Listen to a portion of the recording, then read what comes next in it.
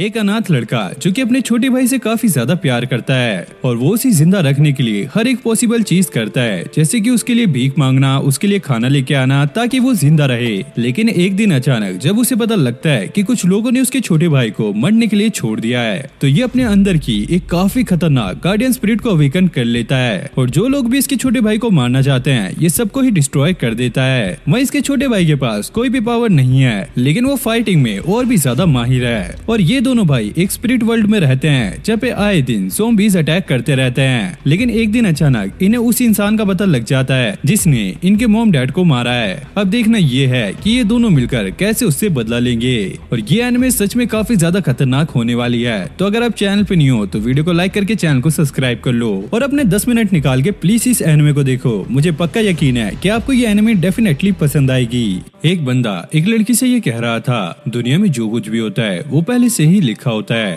और आज मैं तुमसे जो बात कर रहा हूँ ये भी पहले से लिखी हुई थी। जिसके बाद वो उस लड़की को अपना एक कार्ड देता है जिसमें इसका नाम सैंग टोंग लिखा था। इस कार्ड से हमें ये क्लियर होता है कि ये बंदा फ्यूचर बताने का काम करता है। अब ये उस लड़की से कहता है, दुनिया में लोगों को काफी सारी परेशानी है और इसलिए वो अपनी फ्यूचर को पहले ही जानना चाहते हैं और मैं तुम्हें तुम्हारा फ्यूचर बता सकता हूँ। शेयरलिंग कहती है, ये क्या भीख मांगने का नया तरीका है, चल फुट यहाँ से। तभी एक बाइक वाला आकर उसे जोरदार टक्कर मारता है जिससे इन दोनों का सामान भी गिर गया था। लड़का जिसका नाम शाओ था वो ये कहता है, सारा सामान खराब हो गया है। ये लड़की कहती है, अरे कोई चक्कर नहीं, ये तो एक रिज्यूमे था, इसे मैं दोबारा भी निकाल सकती हूँ। लेकिन असल में भाई ये बंदा एक डिलीवरी बॉय है और इसका सारा सामान खराब हो गया है। अरे ओ वेट वेट वेट वेट, यहाँ पे मेरा सामान खराब हुआ है और इसके आपको पैसे देने पड़ेंगे। शियरलिंग कहती है, अरे ओ हेलो, तुम्हें दिखाई नहीं दे रहा है, तुमने मेरा नुकसान कर दिया और ऊपर से तुम्हें इसके पैसे चाहिए। जरा वो देखो लाइट। और यहाँ पर भाई लाइट रेड थी, यानी कि शियरलिंग को रोड क्रॉस नहीं करना चाहिए था और वो मन में सोचती है, ये सारा कुछ सैंग टोंग की वजह से हो रहा है। अगर वो मेरा टाइम ना खराब करता तो ये सारा कुछ होता ही नहीं। और सैंग टोंग दूर से खड़ा हुआ ये सारा कुछ देख रहा था। अब शियरलिंग को भाई पैसे नहीं देने थे तो वो जख्मी होने का नाटक करने लगती है। साओ कहता है, चाहिए तो थोड़ा और नाटक कर लो, लेकिन भाई मुझे पैसे मेरे कैश में चाहिए। फिर अगले सीन में हम देखते हैं वो पैसों को गिन रहा होता है और शियरलिंग को ना चाहकर भी उसे पैसे देने पड़े। और साओ चाहता हुआ कहता है, ये छपरी बनना छोड़ो और सामने देखकर चला करो, वरना अगर दोबारा किसी और से टकरा गई तो वो तुम्हें छोड़ेगा नहीं। अब शियरलिंग अपना रिज्यूमे उठाने लगती है और वो अनजाने में ही शैंटोंग का कार्ड भी उठा लेती है। जिसके बाद वो अलग अलग कंपनी में जाके जॉब इंटरव्यू देने लगती है। लेकिन भाई इंटरव्यू लेने वाले को इसमें कोई भी इंटरेस्ट नहीं आ रहा होता। जिसके बाद अब ये वॉशरूम में जाके रोने लगती है। इसे ऐसा लगता है मैं कुछ ज्यादा ही खूबसूरत हूँ, शायद इस वजह से ये मेरे से चिढ़ रहे हैं और मुझे जॉब नहीं देना चाहते, शायद मैं एक हीरोइन बनने के लिए पैदा हुई हूँ। अब वहाँ पर दो लड़कियां ये बात कर रही थी कि फ्रेशर को कोई भी ऐसे जॉब पर नहीं रखता, उस लड़की को तो एक डिलीवरी गर्ल का काम कर लेना चाहिए। अब शियरलिंग रात में बैठकर इसी बात के बारे में सोच रही थी और वो सोचती है शायद उसे एक डिलीवरी गर्ल का काम ही कर लेना चाहिए। लेकिन तभी उसके फोन पर एक मैसेज आता है और उसे एक कंपनी ने इंटरव्यू के लिए बुलाया था। ये देखकर वो काफी ज्यादा खुश होती है और भाई ये लड़की इतनी ज्यादा पगलेट है कि ये अभी रेडी होकर वहाँ के लिए निकल जाती है। और जब ये उस लोकेशन पे पहुँचती है और ये जगह काफी ज्यादा सुनसान थी और यहाँ पर काफी लंबी लंबी गलियां थी और इसके एंट्रेंस पे लिखा था रक्षाशा स्ट्रीट और इसने आज तक इसके बारे में कभी भी नहीं सुना था। जिसके बाद ये अंदर जाने का डिसाइड करती है और जैसे ही अंदर एंटर करती है तो यहाँ पर एक लाइट फ्लैश होती है जो कि सैंग टोंग के कार्ड पे भी दिखाई देती है और ऐसा लगता है कि ये कार्ड यहाँ पर एक की का काम कर रहा था। लेकिन भाई इस पागल लड़की को अब ये रियलाइज होता है कि कौन सी कंपनी इतनी रात में उसे जॉब इंटरव्यू के लिए बुलाएगी। और भाई ये पगलेट लड़की अब काफी ज्यादा घबराने लगती है और वापस से जाने का ट्राई करती है, लेकिन अब ये रास्ता भूल चुकी थी। आगे जाते हुए अब वो किसी से टकराती है और नीचे गिर जाती है। जैसे वो सामने देखती है तो उसके सामने एक ज़ॉम्बी होता है जो कि शिया पे अटैक कर देता है, जिससे वो काफी दूर जाके गिरती है। और अब उसके आसपास और भी बहुत सारे ज़ॉम्बीज थे और वो इस पे अटैक करने के लिए आगे बढ़ रहे थे। फिर हमें साओ और उसके छोटे भाई लियांग को दिखाया जाता है जिनका स्कूटर बीच रास्ते में खराब हो गया था। लेकिन तभी अचानक उन्हें कुछ ज़ॉम्बीज की आवाज सुनाई देती है और यहाँ पे शियरलिंग को उन ज़ॉम्बीज ने पकड़ लिया था और वो उसे मारने ही वाले थे। लेकिन तभी इन ज़ॉम्बीज पर एक तीर से अटैक होता है और साओ और लियांग यहाँ पर पहुंच चुके थे। जिसके बाद साओ ज़ॉम्बीज से फाइट करने लगता है और लियांग इस लड़की से पूछता है कि तुम यहाँ पर क्या कर रही हो और तुम यहाँ पर पहुंची कैसे, क्योंकि ये जगह स्पिरिट वर्ल्ड और ह्यूमन वर्ल्ड के बीच में है जहाँ पर काफी ज्यादा ज़ॉम्बीज रहते जाते हैं। और वो जो मेरा भाई देख रही हो साओ, वो यहाँ का जर्नल है जो कि यहाँ पे गोस्ट और ज़ॉम्बीज को ह्यूमन वर्ल्ड में जाने से रोकता है। अब साओ की आवाज सुनकर शियालिंग को ऐसा लगता है कि उसने ये आवाज पहले कहीं सुनी है, लेकिन तभी अचानक उसे याद आ जाता है कि ये तो वही लड़का है जिससे इसकी टक्कर हुई थी।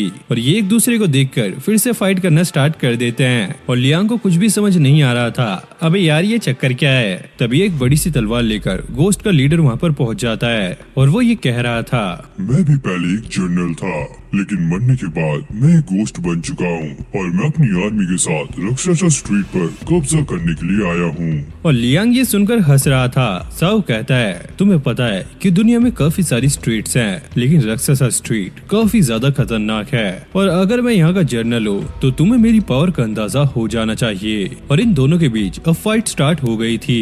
ये लीडर साओ पे काफी ज्यादा भारी पड़ रहा था और साओ भी अब अपने वेपन का इस्तेमाल करता है और वो इसकी फ्लेम से इसके वेपन को तोड़ देता है और इससे यहाँ पर एक काफी बड़ा धमाका होता है। और शियालिंग ये देखकर काफी ज्यादा शॉक हो गई थी। लेकिन तभी अचानक बीच में एक काले नाग की एंट्री होती है जो कि साओ पर काफी ज्यादा भारी पड़ने लगता है, लेकिन साओ उसे पकड़ के दीवार में दे मारता है। अब ये लीडर भी वापस से उठ चुका था जो कि स्नेक के साथ मिलकर साओ पे अटैक करने लगता है और साओ की अब बुरी हालत होने लगती है। क्या हुआ बच्चे, तुम्हारी सारी अकड़ निकल गई। चलो अब ये राक्षसा स्ट्रीट मेरी हुई और हाँ मेरे साथियों, इस लड़की और इस बच्चे को भी मार डालो। अब शियालिंग ये सुनकर काफी ज्यादा डर गई थी, लेकिन लियांग को अपने भाई पर भरोसा था, जिसके बाद साओ अब दोबारा से खड़ा हो चुका था और वो इससे कहता है, भले ही तुम्हारी पावर इस स्नेक के साथ मिलकर बढ़ चुकी हो, लेकिन जब हम ह्यूमंस गार्डियन स्पिरिट के साथ मिलते हैं तो हमें हराना लगभग नामुमकिन होता है। और फिर वो अपनी गार्डियन स्पिरिट सूचो को बाहर निकाल लेता है जो कि काफी ज्यादा बड़ा था। अब ये देखकर भाई लीडर की तो फट चुकी थी और वो यहाँ से भागने की ट्राई कर रहा था, लेकिन सूचो उसे एक अटैक में खत्म कर देता है। तो हाँ मेरे दोस्तों, किसी और को भी अगर इस लीडर की तरह ऐसे ही ये स्ट्रीट चाहिए तो वो मेरे सामने आ सकता है। लेकिन भाई ये सारे ज़ॉम्बीज उसके सामने झुक जाते हैं। फिर हमें साओ का पास्ट दिखाया जाता है जहाँ पर वो अपने घर के बाहर बैठा होता है। तभी उसे किसी बच्चे की रोने की आवाज आती है। वो भाग के अंदर जाता है और उसे ये पता लगता है कि उसका एक छोटा भाई हुआ है और उसके मॉम डैडी ये बात कर रहे थे कि इसके छोटे भाई के पास कोई भी साइकिक पावर नहीं है, यानी कि इसके पास कोई भी गार्डियन स्पिरिट नहीं है। अब साओ जैसे अपने भाई को देख रहा होता है, उसका छोटा भाई उसकी उंगली पकड़ लेता है। साओ ये देखकर काफी ज्यादा खुश था। अब अगले दिन साओ अपने डैड के साथ खड़ा था और इनकी बातों से हमें ये पता लगता है कि उसके डैड राक्षसा स्ट्रीट के जनरल हैं और ये लोग इसी स्ट्रीट में रहते हैं। अब उसके डैड उसे समझा रहे थे, तुम्हें अपने भाई को हमेशा प्रोटेक्ट करना होगा, जैसे मैं इस राक्षसा स्ट्रीट को प्रोटेक्ट करता हूँ वैसे ही। तो चलो अब बताओ तुम्हें अपने भाई को क्यों प्रोटेक्ट करना है? क्योंकि वो सॉफ्ट है। अरे नहीं बेटा, क्योंकि वो तुम्हारी फैमिली है। जिसके बाद वो उसे एक बड़ा सा पेड़ दिखाते हैं। दरअसल ये पेड़ हमारे पूर्वजों ने लगाया था, जिस पर सभी के नाम लिखे हुए हैं और जब से हमारी फैमिली बनी है हम इस पेड़ को प्रोटेक्ट करते हुए आ रहे हैं, क्योंकि ये सिर्फ एक पेड़ नहीं है बल्कि ह्यूमन वर्ल्ड और स्पिरिट वर्ल्ड के बीच का एक बॉर्डर है। जिसके बाद उसके डैड इन दोनों भाइयों का नाम भी वहाँ पे लगा देते हैं। अब अगले सीन में साओ जब अपने भाई के साथ सो रहा था तो उसके मॉम डैड ये बात कर रहे थे, कांस्टेबल की चिट्ठी आई है और हमें यहाँ से जाना होगा। साओ ये सुनकर उठ जाता है और वो बाहर चेक करने के लिए जैसे ही आता है उसके मॉम डैड यहाँ पर नहीं होते। और अगले दिन ऐसे ही वो अपने मॉम डैड के आने का वेट कर रहा होता है। अब लियांग को भी भूख लगने लगती है तो साओ खुद ही दूध को गर्म करने लगता है और इस बीच उसके हाथ भी जल जाते हैं, लेकिन फिर भी वो हिम्मत करके ये सारा कुछ कर लेता है। अब ऐसे ही कई दिन बीत चुके थे लेकिन उसके मॉम डैड वापस नहीं आए थे। फिर कुछ दिनों बाद उनके घर के बाहर एक लू नाम का बंदा आता है जिसे सैंटोंग लेकर आया था। दरअसल लू को राक्षसा स्ट्रीट का नया जनरल बनाया गया है, क्योंकि साओ के डैड एकदम से गायब हो गए हैं तो इसलिए लू को यहाँ का नया जनरल बनाया गया है। फिर सैंटोंग के वहाँ से जाने के बाद लू एक इविल स्माइल में ये कह रहा होता है, अब से राक्षसा स्ट्रीट अब मेरी है। साओ से पूछता है, आखिरकार तुम कौन हो? भाई वो इसकी जोरदार थप्पड़ मारता है, बदतमीज, तुम्हें यहाँ के जनरल से बात करने की तमीज नहीं है। साओ कहता है, तुम झूठ बोल रहे हो। और ये सुनकर लू को काफी ज्यादा गुस्सा आता है और वो अपने गार्डियन स्पिरिट स्पिरिट यन को बाहर बुलाता है और उसे साओ को पहाड़ी से नीचे फेंकने के लिए कहता है। यन जब ऐसा कर रहा होता है तो वो लू को बताता है कि इसके पास साइकिक की पावर है। अब लू साओ से ये पूछता है, क्या तुम पिछले जनरल के बेटे हो? और साओ इस पे हाँ में जवाब देता है और वो उससे अपने मॉम डैड के बारे में पूछने लगता है। लेकिन लू कहता है, अरे मुझे क्या पता उनके बारे में, मैंने तो सुना था उन्होंने राक्षसा स्ट्रीट छोड़ दिया है। और साओ उस पे चिल्लाने लगता है, नहीं तुम झूठ बोल रहे हो, मेरे डैड राक्षसा स्ट्रीट नहीं छोड़ सकते। अब इन दोनों की बात सुनकर लियांग अंदर रोने लगता है। अब लू येन को उसे बाहर लाने के लिए कहता है, आज तो मैं एक तीर से 2 निशाने लगाऊंगा। अब येन लियांग को बाहर ले आया था और वो लू को बताता है इसके पास कोई भी साइकिक पावर नहीं है। ये सुनकर लू उसके डैड का काफी ज्यादा मजाक उड़ाता है और येन को लियांग को ह्यूमन वर्ल्ड में फेंकने को कहता है। साओ ऐसा करने से मना करता है, प्लीज ऐसा मत कीजिए, वो अभी काफी ज्यादा छोटा है और भूख के मारे उसकी जान भी जा सकती है। लेकिन भाई लू उसे उठा के कमरे में बंद कर देता है। शुक्र मनाओ तुम्हारे पास गार्डियन स्पिरिट है, वरना मैं तुम्हें भी वहीं पर फेंक देता। और वो जाते हुए कहता है, चिंता मत करो, अगर तुम बड़े होकर जनरल बने तो तुम इस स्ट्रीट में अपने भाई की स्पिरिट से दोबारा मिल सकते हो। और साओ भी काफी ज्यादा रो रहा था। अब लू का जो बिहेवियर था वो साओ के डैड से काफी ज्यादा अलग था और वो स्ट्रीट में काम कर रही स्पिरिट से काफी बुरी तरीके से बर्ताव करता था। तुम लोग कान खोलकर सुन लो, आज से यहाँ पर सिर्फ मेरे ऑर्डर चलेंगे। येन उसे ऐसा करने से मना करता है लेकिन लू उसकी नहीं सुनता। और यहाँ पे हम साओ को देखते हैं जो कि दरवाजा तोड़ने की ट्राई कर रहा था। अब ये दोनों लियांग को राक्षसा स्ट्रीट के गेट पर ले आए थे क्योंकि बिना गार्डियन स्पिरिट वाले लोग खुद से इस गेट को पार नहीं कर सकते। तो लू यान से लियांग को मांगता है। अब यान जैसे ही लू को उसे दे रहा होता है पीछे से साओ आकर उससे वो छीन लेता है और साओ ने वहाँ से बाहर निकलने के लिए पूरे ही घर में आग लगा दी थी। और लू को ये सुनकर काफी ज्यादा गुस्सा आता है क्योंकि वो खुद वहाँ पर रहने वाला था। अब साओ अपने भाई को लेकर ह्यूमन वर्ल्ड जाने की सोच रहा था। लू से कहता है, अगर तुम दोनों वहाँ पर गए तो भूख के मारे मर जाओगे क्योंकि मैं तुम्हारे भाई का कुछ नहीं कर सकता, लेकिन हाँ मैं तुम्हें डेड आइलैंड भेज सकता हूँ। वहाँ पर तुम अपनी गार्डियन स्पिरिट को कंट्रोल करना सीख सकते हो और उसके बाद इस स्ट्रीट के जनरल भी बन सकते हो। वहीं लियांग अपने भाई का हाथ पकड़कर काफी ज्यादा खुश हो रहा था। तो साओ ह्यूमन वर्ल्ड में जाने की डिसाइड करता है और वो एकदम से गेट के पार छलांग लगा देता है। फिर हम शियालिंग को देखते हैं जिसे पिछले इंसिडेंट के बाद काफी भयानक सपने आ रहे थे और उसके साथ जो कुछ भी हुआ था वो भी उसे एक सपना लग रहा था। और अगले ही पल वो अपने सामने लियांग और साओ को देखती है और वो ये समझ जाती है कि उस दिन जो कुछ भी हुआ वो एक सपना नहीं था। और वायु से ये सोचकर भी काफी ज्यादा डर लग रहा था कि उसके आसपास काफी सारी स्पिरिट्स हैं। साओ से बताता है कि कोई भी नॉर्मल इंसान राक्षसा स्ट्रीट में ऐसे एंटर नहीं कर सकता, लेकिन फिर भी अगर कोई ऐसा करता है तो स्ट्रीट का जनरल उसकी मेमोरी मिटा देता है। अब साओ उसकी मेमोरी मिटाने के लिए आगे जा रहा होता है लेकिन तभी अचानक वो रुक के ये सोचता है, अगर इसने स्ट्रीट का बॉर्डर क्रॉस किया है तो शायद इसके पास गार्डियन स्पिरिट है। लेकिन शियालिंग की बॉडी में से इसे कोई भी साइकिक पावर महसूस नहीं हो रही थी। तो फिर क्या था, साओ फिर से उसकी मेमोरी मिटाने में लग जाता है लेकिन शियालिंग उसके ऊपर अपना बैग फेंक के मारती है और शाओ भी उस बैग को हवा में उड़ा देता है जिसमें से सारा सामान निकल के बाहर गिर जाता है, जिसमें सेंटोंग का बिजनेस कार्ड भी था। लियांग वो कार्ड साओ को दिखाता है। साओ शियालिंग से पूछता है, आखिरकार तुम्हारे पास ये कार्ड कहाँ से आया?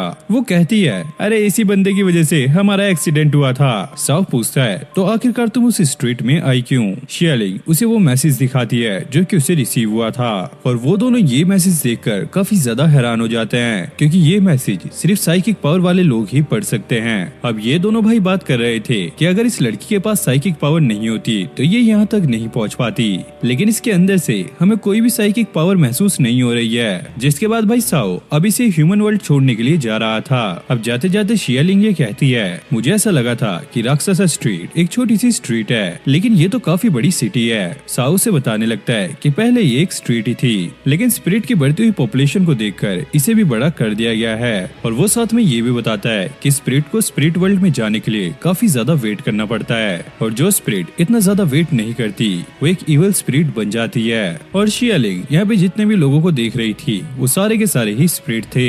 और शिया उससे ये भी पूछती है कि जब तुमने फाइट की थी तो तुम्हारे अंदर वो बड़ी सी स्पिरिट क्या थी? साओ कहता है, सूचू ये तुम्हारे बारे में पूछ रही है। हम देखते हैं कि सूचू इनके पीछे ही होता है जो कि घोड़े पर इनके साथ ही चल रहा था। साओ से बताता है कि इसका नाम सूचू है और ये एक ब्रेव वॉरियर है जो कि हमारी फैमिली के साथ काफी लंबे टाइम से काम कर रहा है और अब ये मेरे साथ काम करता है और राक्षसा स्ट्रीट में जितनी भी इवल स्पिरिट्स हैं उन्हें ये भगाने में मेरा साथ देता है। और साओ से ये भी बताता है कि जिस इंसान के पास गार्डियन स्पिरिट होती है सिर्फ वो ही राक्षसा स्ट्रीट में एंटर कर सकता है। कुछ लोगों को जन्म से ही गार्डियन स्पिरिट मिली होती है, लेकिन कुछ लोग हार्ड वर्क और अच्छे काम करके गार्डियन स्पिरिट को समन कर लेते हैं। अगर किसी की गार्डियन स्पिरिट एक सर्टेन लेवल तक पहुंच गई तो कांस्टेबल खुद उसे मनाने के लिए आते हैं ताकि वो किसी एक स्ट्रीट का जर्नल बन सके। और अगर कोई जर्नल अपनी ड्यूटी पे मारा गया तो उसके स्पिरिट को स्पिरिट वर्ल्ड में जाने के लिए कुछ भी वेट नहीं करना होगा। अब आगे बहुत सारे ज़ोंबीज थे। साउथ से बताता है कि राक्षसा स्ट्रीट के मेन गेट के पास सबसे ज्यादा ज़ोंबीज होते हैं। फिर क्या था, ये लोग इन्हें उड़ाते हुए आगे बढ़ने लगते हैं, जिसके बाद ये लोग पतली सी गली में एंटर कर जाते हैं और साउ अपने स्कूटर को सीढ़ियों से ही नीचे उतार रहा होता है। शेयरलिंग ये देखकर काफी ज्यादा शौक थी कि आगे कोई भी रास्ता नहीं है बल्कि सामने एक दीवार है, लेकिन साउ स्कूटर की स्पीड को और ज्यादा बढ़ा लेता है और ये लोग एकदम से दीवार से पार हो जाते हैं और अब ये ह्यूमन वर्ल्ड में पहुंच गए थे। अब इसने शेयरलिंग को उसके घर पे भी ड्रॉप कर दिया था। शिया उसे थैंक्स बोलती है। अरे मैडम, मुझे तुम्हारे थैंक्स की कोई जरूरत नहीं है, मुझे इसके पैसे चाहिए। अबे ओ छापरी, तेरे अंदर बिल्कुल भी इंसानियत नहीं है क्या? तू हर चीज के पैसे लेता है। और भाई से पैसे मिल भी जाते हैं, मतलब ये तो एक सिग्मा मेल है, इसे तो बस पैसों से मतलब है। शेयरलिंग अब उससे ये पूछती है क्या सैंगटोंग भी तुम्हारी तरह एक जर्नल है? साउ मना करता है, नहीं, उसे कांस्टेबल ने खुद यहाँ पे ह्यूमन वर्ल्ड में भेजा है ताकि वो गार्डियन स्पिरिट वाले लोगों को ढूंढ सके। और शेयरलिंग कहती है क्या मेरे पास भी गार्डियन स्पिरिट है? शाओ अपने हाथ पे कुछ लिखता है और शेयरलिंग उसे काफी आसानी से पढ़ लेती है, लेकिन जब वो एक राह चलते बंदे से ये पढ़वाता है तो उसे कुछ भी दिखाई नहीं देता क्योंकि ये एक साइकिक लैंग्वेज में लिखा था। अब साउ से बताने लगता है कि देखो, ये जो एक मैसेज था ये एक साइकिक मैसेज था जिसे गार्डियन स्पिरिट वाले लोग ही पढ़ सकते हैं। अब शेयरलिंग ये समझ गई थी कि जरूर इसके पास भी कोई गार्डियन स्पिरिट है। साउ जाने से पहले ये कहता है कि आज के बाद कभी भी राक्षसा स्ट्रीट में मत आना क्योंकि मैं सैंगटोंग के किसी भी मामले में पढ़ना नहीं चाहता। और दूर से सैंगटोंग ये सारा कुछ देख रहा होता है। फिर हमें पास्ट का एक सीन दिखाया जाता है जहाँ पे कुछ वर्कर्स शॉप का बचा हुआ खाना बाहर रख रहे थे और उन्हें ऐसा करते हुए काफी ज्यादा बुरा लग रहा था क्योंकि ओनर ये खाना उन्हें भी दे सकता है। तभी हम शाओ को देखते हैं जो कि ये सारा कुछ देख रहा था और उन बॉक्स में शाओ को कुछ दूध के पैकेट भी मिलते हैं, लेकिन ऐसा करते हुए वो वर्कर्स उसे देख लेते हैं और वो उस पे चिल्लाने लगते हैं। तो साओ एक ब्रेड फेंक कर उस पे मारता है और वहाँ से भाग जाता है। और इन वर्कर्स की बातों से हमें ये पता लगता है कि साओ आए दिन यहाँ से खाना चुराता रहता है और इनको ये भी पता है कि ये राक्षसा स्ट्रीट के ब्रिज के नीचे रहता है। अब साओ अपने भाई को दूध पिला रहा था, तभी उन वर्कर्स में से एक यहाँ पर पहुंच जाता है और इसका नाम था आटा। साओ को ऐसा लगता है कि ये बंदा उसे पकड़ने के लिए आया है, तो वो उसकी घंटी बजा के यहाँ से भागने लगता है। आटा चिल्लाते हुए कहता है अबे ओए दालचीनी ये ले ले। और अगले सीन में साओ मस्त ठूस के ब्रेड खा रहा होता है और उससे बात करने के बाद आटा को ये पता लगता है कि साओ के मॉम डैड काफी टाइम से घर नहीं आए। आटा उसे ये कहता है मुझे एक जगह पता है जहाँ पर तुम्हें खाने और कपड़े की कोई भी कमी नहीं होगी। साओ पूछता है क्या वो जगह राक्षसा स्ट्रीट से दूर है? आटा कहता है हाँ। तो साओ उसे मना कर देता है कि मैं यहाँ से दूर नहीं जाऊंगा क्योंकि मुझे अभी भी अपने मॉम डैड का इंतजार है। और जाने से पहले आटा उसे अपना एड्रेस देके जाता है, अगर तुम्हारा मन बदल जाए तो तुम मेरे पास आ सकते हो। अब हर रोज साओ अपने भाई को लेकर राक्षसा स्ट्रीट के सामने बैठा होता है और अपने मॉम डैड का वेट करता है, लेकिन एक दिन अचानक रास्ते से जाते हुए उसे अपने मॉम डैड दिख जाते हैं और जैसे वो उनके पास जाता है तो ये लोग कोई और थे जिन्होंने उनके मॉम डैड जैसे कपड़े पहने थे। और एक रात बारिश के दौरान साओ के पास कुछ पैसे थे तो वहाँ के लोकल भिखारी उससे वो पैसे भी छीन लेते हैं और ऐसे ही साओ काफी मुश्किलों से अपनी लाइफ को जी रहा था। और अब विंटर भी आ चुका था और सर्दियों के कपड़े न होने की वजह से साओ के छोटे भाई की हालत काफी ज्यादा खराब हो जाती है, तो वो उसे जल्दी से हॉस्पिटल में लेके जाता है। क्योंकि इनके पास पैसे नहीं थे तो डॉक्टर इसके भाई का इलाज करने से मना कर देता है। अब साओ के पास कोई भी ऑप्शन नहीं था तो वो जल्दी से आटा के पास जाता है और उसे उन्हें वहाँ ले जाने के लिए कहता है जहाँ पर इसने बताया था। अब आटा उन्हें बिठा के वहाँ पे ले जाने लगता है। अब अगले सीन में एक लेडी साओ को नहला धुला कर उसे अच्छे कपड़े पहनाती है और उसे खाने के लिए कुछ खाना देती है, लेकिन साओ को अपने भाई की चिंता हो रही थी तो वो चुपचाप वहाँ से निकल जाता है। फिर हम आटा को देखते हैं जो कि यहाँ के ओनर से बात कर रहा था और इनकी बातों से हमें ये तो क्लियर हो जाता है कि आटा ने इन दोनों भाइयों को इस ओनर को बेच दिया है, लेकिन ओनर सिर्फ साओ के ही पैसे देता है क्योंकि उसके छोटे भाई की हालत काफी ज्यादा खराब हो गई थी तो वो उसे नहीं लेता और उसे बाहर फेंकने के लिए कहता है। तभी साओ भी यहाँ पर पहुँच गया था और वो इनसे पूछता है कि यहाँ पर क्या चल रहा है, तो आटा उसे सारा कुछ समझा देता है। मैंने तुम दोनों भाइयों को यहाँ पर बेच दिया है, लेकिन मेरी किस्मत खराब है कि ये तुम्हारे भाई को नहीं ले सकता क्योंकि उसकी हालत काफी ज्यादा खराब है, तो अब हमें उसे बाहर फेंकना होगा। ये सुनकर भाई साव उस पे काफी ज्यादा चिल्लाता है, आखिरकार तुम्हारी हिम्मत कैसे हुई। अगले सीन में हम साव को रस्सी से बंधा हुआ देखते हैं, जहाँ पर ये लेडी और ओनर उसे अच्छे से समझा रहे थे कि तुम्हें यहाँ पे ठीक से रहना चाहिए, जल्दी से कोई रिच फैमिली तुम्हें अडॉप्ट कर लेगी। वहीं अटा इसके छोटे भाई को डस्टबिन में फेंक कर चला गया था और यहाँ पे साव काफी ज्यादा पिटाई होने के बाद भी ओनर से उसके भाई को बचाने के लिए कहता है। वो बंदा कहता है कि बाहर बहुत ज्यादा ठंड है और तुम्हारा भाई अब नहीं बच पाएगा।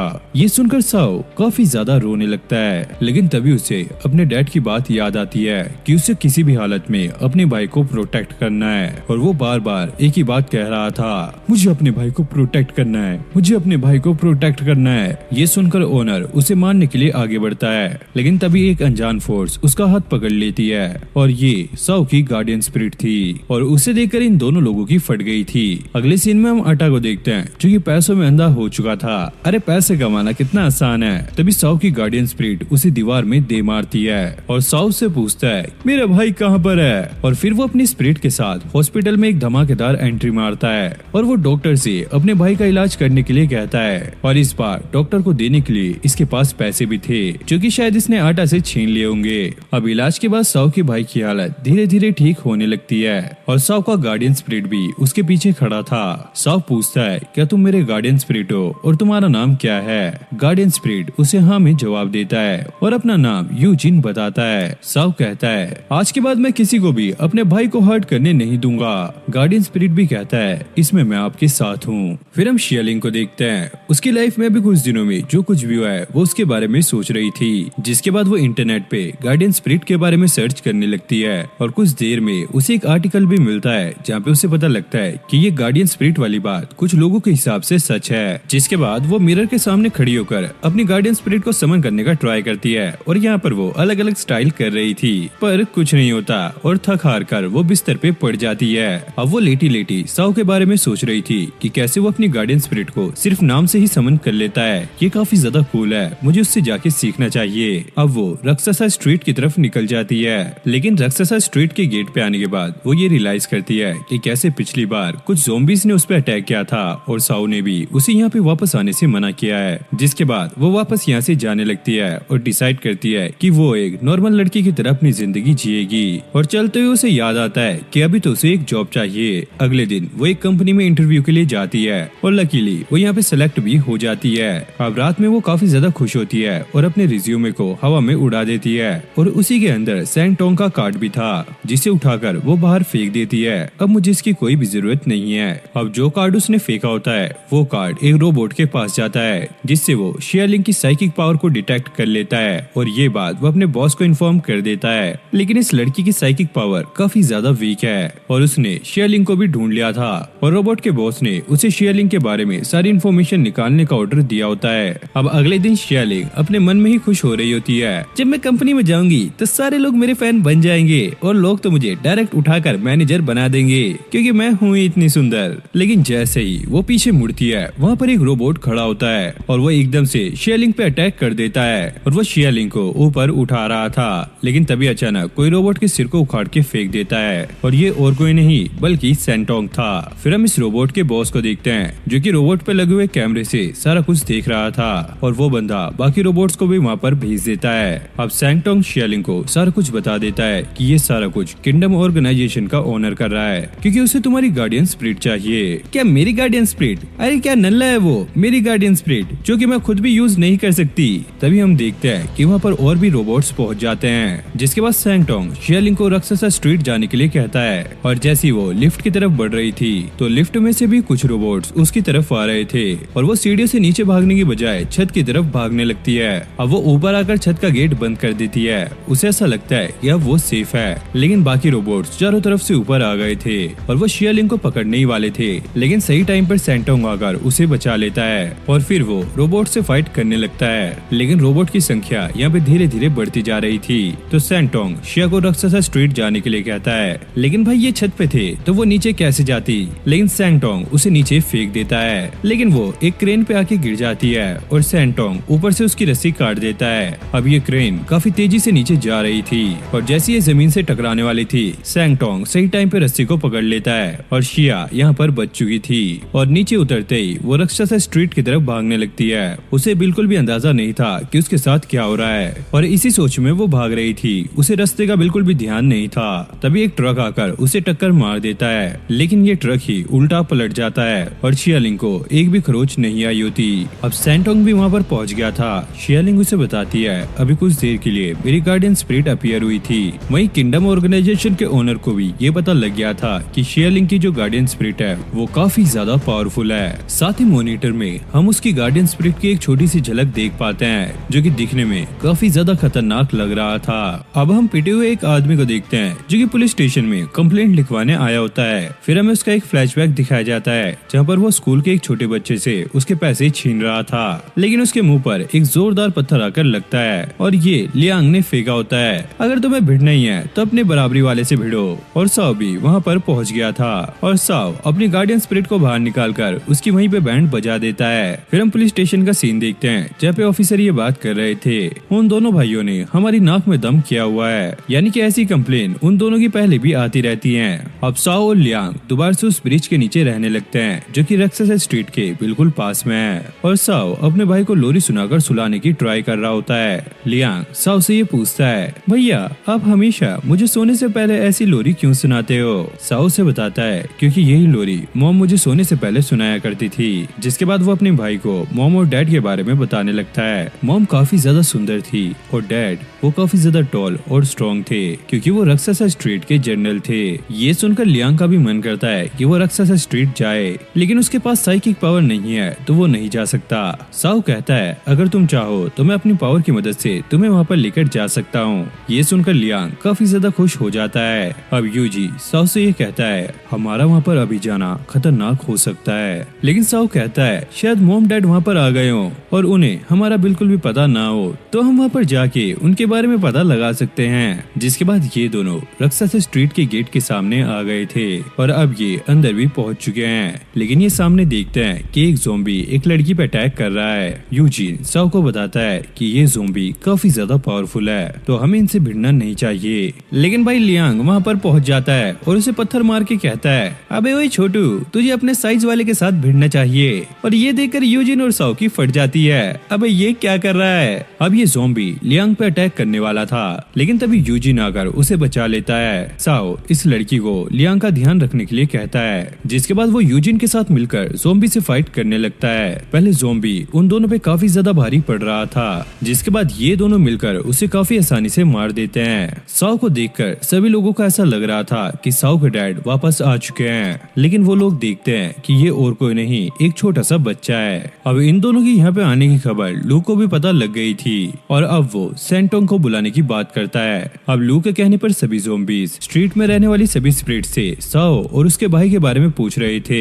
और ये उन लोगों को काफी बुरी तरीके से मार भी रहे थे और इसी वजह से कुछ कमजोर स्पिरिट्स इवल स्पिरिट्स में ट्रांसफॉर्म हो रही थी। साओ ये सब देखकर अपने भाई से दोबारा से ह्यूमन वर्ल्ड में चलने के लिए कहता है क्योंकि उसके हिसाब से ये जगह उनके रहने लायक नहीं रही, लेकिन लियांग बचपन से ही यहाँ पे रहना चाहता था क्योंकि इस जगह को वो अपना घर मानता है। तभी अचानक यहाँ पर एक ज़ॉम्बी आ जाता है। साओ अपने भाई को बचाता है और वो देखता है कि यहाँ पर इन ज़ॉम्बीज के साथ लू भी है। अरे वाह तुम अपने भाई को भी यहाँ पर लेकर आ गए और हाँ तुमने इसे बचा भी लिया। अगर मैं ये बात सैंटोंग को बता दूं तो इसके लिए मुझे काफी बड़ा रिवॉर्ड मिलेगा। जिसके बाद साओ अपने भाई को छुपने के लिए कहता है। यूजिन साओ से ये कहता है लू की साइकिक पावर हमसे काफी ज्यादा है। अब लू इनसे लड़ने के लिए अपनी गार्डियन स्पिरिट को बाहर निकाल लेता है। जिसके बाद येन और यूजिन में काफी खतरनाक फाइट होती है और यूजिन येन के सामने नहीं टिक पाता और वो हार जाता है। अब साओ को समझ नहीं आता कि लू की गार्डियन स्पिरिट इतनी ज्यादा स्ट्रॉन्ग कैसे है। लू से बताता है क्योंकि तुम कमजोर हो इसलिए तुम्हारी गार्डियन स्पिरिट भी कमजोर है। अगर तुम डेड आइलैंड पे जाकर सरवाइव कर गए तो तुम काफी ज्यादा पावरफुल बन जाओगे और इसीलिए लू ने सैंटोंग को बुलाया था ताकि वो साओ को डेड आइलैंड ले जा सके। साओ वहाँ पे जाने से मना कर रहा होता है। लू कहता है तुम्हें क्या लगता है क्या तुम्हारे मॉम डैड दोबारा से वापस आएंगे? चलो मैं तुम्हें एक बात बताता हूँ। कुछ टाइम पहले कांस्टेबल ने एक साइकिक मैसेज रिलीज किया था और उसमें उन्होंने एक क्रिमिनल को पकड़ने के लिए कहा था जिस पर तुम्हारे मॉम और डैड को मारने का आरोप है, यानी कि तुम्हारे मॉम डैड पहले ही मारे जा चुके हैं। ये सुनकर साओ काफी ज्यादा इमोशनल हो जाता है। अगले सीन में हम देखते हैं कि सैंटोंग साओ को लेने के लिए आया होता है और वो जाते हुए पूछता है इसका दूसरा भाई कहाँ पर है। लू कहता है उसके पास कोई साइकिक पावर नहीं है, तो सैंटोंग साओ को ही लेकर वहाँ से चला जाता है। इधर हम लियांग को देखते हैं जो कि उसी लड़की के साथ था जिसने इसे छुपा कर रखा होता है। अब शियालिंग सैंटोंग के साथ राक्षसा स्ट्रीट में होती है जो कि एक बड़े से पेड़ को देख रही थी। अब अगले सीन में ये लियांग के साथ बैठकर चाय पी रहे थे। लियांग बताता है साओ ह्यूमन वर्ल्ड में एक डिलीवरी के काम के लिए गया है। शिया लियांग से कहती है तुम्हारा बिहेवियर तुम्हारे भाई से काफी अलग है, तुम उससे काफी अच्छे हो। और साओ भी यहाँ पर पहुँच गया था।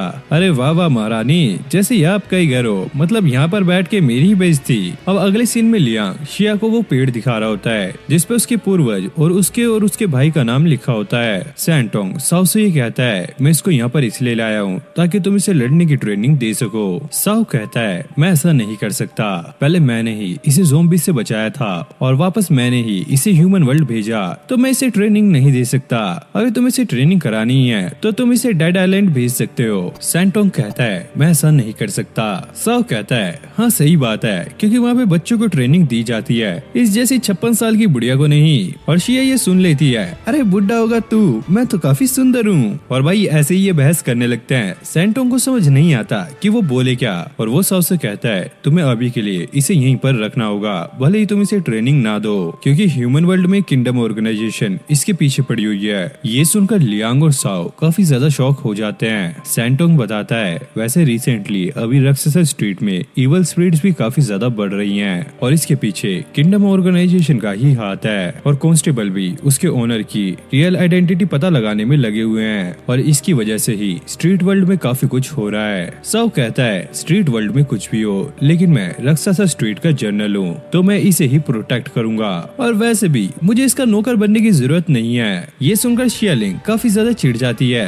क्या नौकर? अरे मैं किसी को अपना नौकर नहीं बनाती, मैं सारा काम खुद कर सकती हूँ, कपड़े धोने से लेकर खाना बनाने तक। ओ तुम्हें खाना भी बनाने आता है और कपड़े धोना भी, तो तुम मेरे काफी काम आ सकती हो। और अगले सीन में हम देखते हैं वो लोग इसे अपने घर का नौकर बना देते हैं, और भाई साओ तो यहाँ पे पूरी मालिक वाली फील ले रहा था। वो शियालिंग से घर के सारे काम करा रहा था और वो अपने भाई को ये सब रोकने के लिए कहता है, लेकिन भाई साओ उसकी नहीं सुनता क्योंकि उसे शियालिंग को सताने में काफी ज्यादा मजा आ रहा था। अब वो शिया को बुलाकर ये कहता है ये लो मेरे स्कूटर की चाबी, और कल से तुम्हें डिलीवरी करने के लिए ह्यूमन वर्ल्ड भी जाना होगा। लियांग अपने भाई को समझाते हुए कहता है हम इसके साथ ऐसा नहीं कर सकते क्योंकि ह्यूमन वर्ल्ड में इसे काफी ज्यादा खतरा है। और भाई साओ साफ साफ बोल देता है अरे मुझे उसकी कोई भी दिक्कत नहीं है, वैसे भी ये हमारे खर्चे पे नहीं पल सकती क्योंकि ये काम कम करती है और खाती ज्यादा है, और मेरे पास इतने पैसे नहीं है कि मैं इसका खर्चा भी उठाऊं, तो इसे काम तो करना होगा। अब शिया को काफी ज्यादा गुस्सा आ जाता है। बस तुम्हारा बहुत हुआ, क्या तुम मुझे अपना नौकर बनाना चाहते हो? मैं यहाँ पे रहने के लिए तुम्हें रेंट पे करने के लिए तैयार हूँ। अब ये सुनकर साओ की आंखें काफी ज्यादा बड़ी हो जाती है। क्या रेंट पे करोगी? वैसे यहाँ पे रहने का खर्चा काफी ज्यादा है। और शिया भी उससे पूछती है क्या क्या कितना खर्चा देना होगा? और ये दोनों भाई आपस में डिस्कस करते हैं, और साओ कहता है पूरे 100 यन। क्या 100 यन? अरे ये लो 200, जाओ खुश रहो। अब इसका पासा पलट चुका है। शियालिंग यहाँ पे बॉस है और साओ उसका सर्वेंट बन चुका है, और सिया भी साओ की ऐसी बैंड बजाती है जैसी वो उसकी बजा रहा था। अब साओ सारा काम करके काफी ज्यादा थक चुका था। लियांग अपने भाई से कहता है वैसे किंगडम ऑर्गेनाइजेशन को ये तो पता होगा कि शिया राक्षसा स्ट्रीट में है, लेकिन फिर भी अभी तक उन्होंने कुछ किया क्यों नहीं? साओ कहता है राक्षसा स्ट्रीट का बॉर्डर काफी ज्यादा स्ट्रॉन्ग है और वो लोग ऐसे ही इसे पार नहीं कर सकते।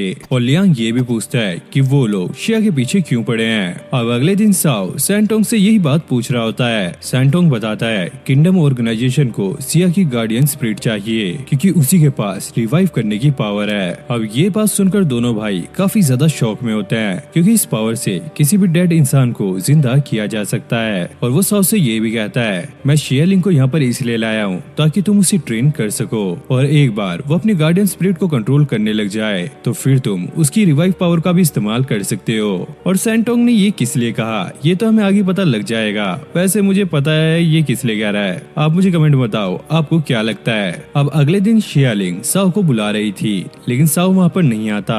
वो बाहर जाकर देखती है साओ पेड़ के पास खड़ा होता है। साओ से कहता है अब बहुत हो चुका, ये गेम यहीं पर खत्म होता है और अब से तुम्हारी ट्रेनिंग शुरू होती है। और शिया ये सुनकर काफी ज्यादा हैरान रह जाती है। फिर हमें डेड आइलैंड को दिखाया जाता है जहाँ पर गार्डियन स्पिरिट वाले बच्चों को ट्रेन किया जाता है ताकि वो स्ट्रॉन्ग बन सके। फिर हम एक खड़ूस टीचर को देखते हैं जो कि बच्चों के माइंड और बॉडी को कंट्रोल करना सिखा रहा होता है। तभी यहाँ पे एक सायरन बजता है और इन लोगों को पता लगता है कि सैंटोंग यहाँ पर नए बच्चों को लेकर आया है। अब ये सुनकर ये सारे बच्चे काफी ज्यादा खुश होते हैं और ये लोग शर्त लगाते हैं कि कौन सबसे पहले रोएगा और कौन सबसे पहले यहाँ से भागेगा। सैंटोंग उन बच्चों को यहाँ पर देकर वापस चला जाता है। अब टीचर इन सभी बच्चों का वेलकम करता है और वो कहता है तुम यहाँ पे सिर्फ 2 ही रीजन से आ सकते हो, या तो तुम यहाँ पर किसी स्ट्रीट जनरल की रिकमेंडेशन पे आए हो या फिर तुम एक अनाथ हो जिन्हें कांस्टेबल के कहने पर यहाँ पर भेजा गया है। फिर हम यहाँ पे एक मिस्टीरियस बच्चे को देखते हैं जो कि ऊपर से इन्हें देख रहा होता है और वो साओ को ही देख रहा था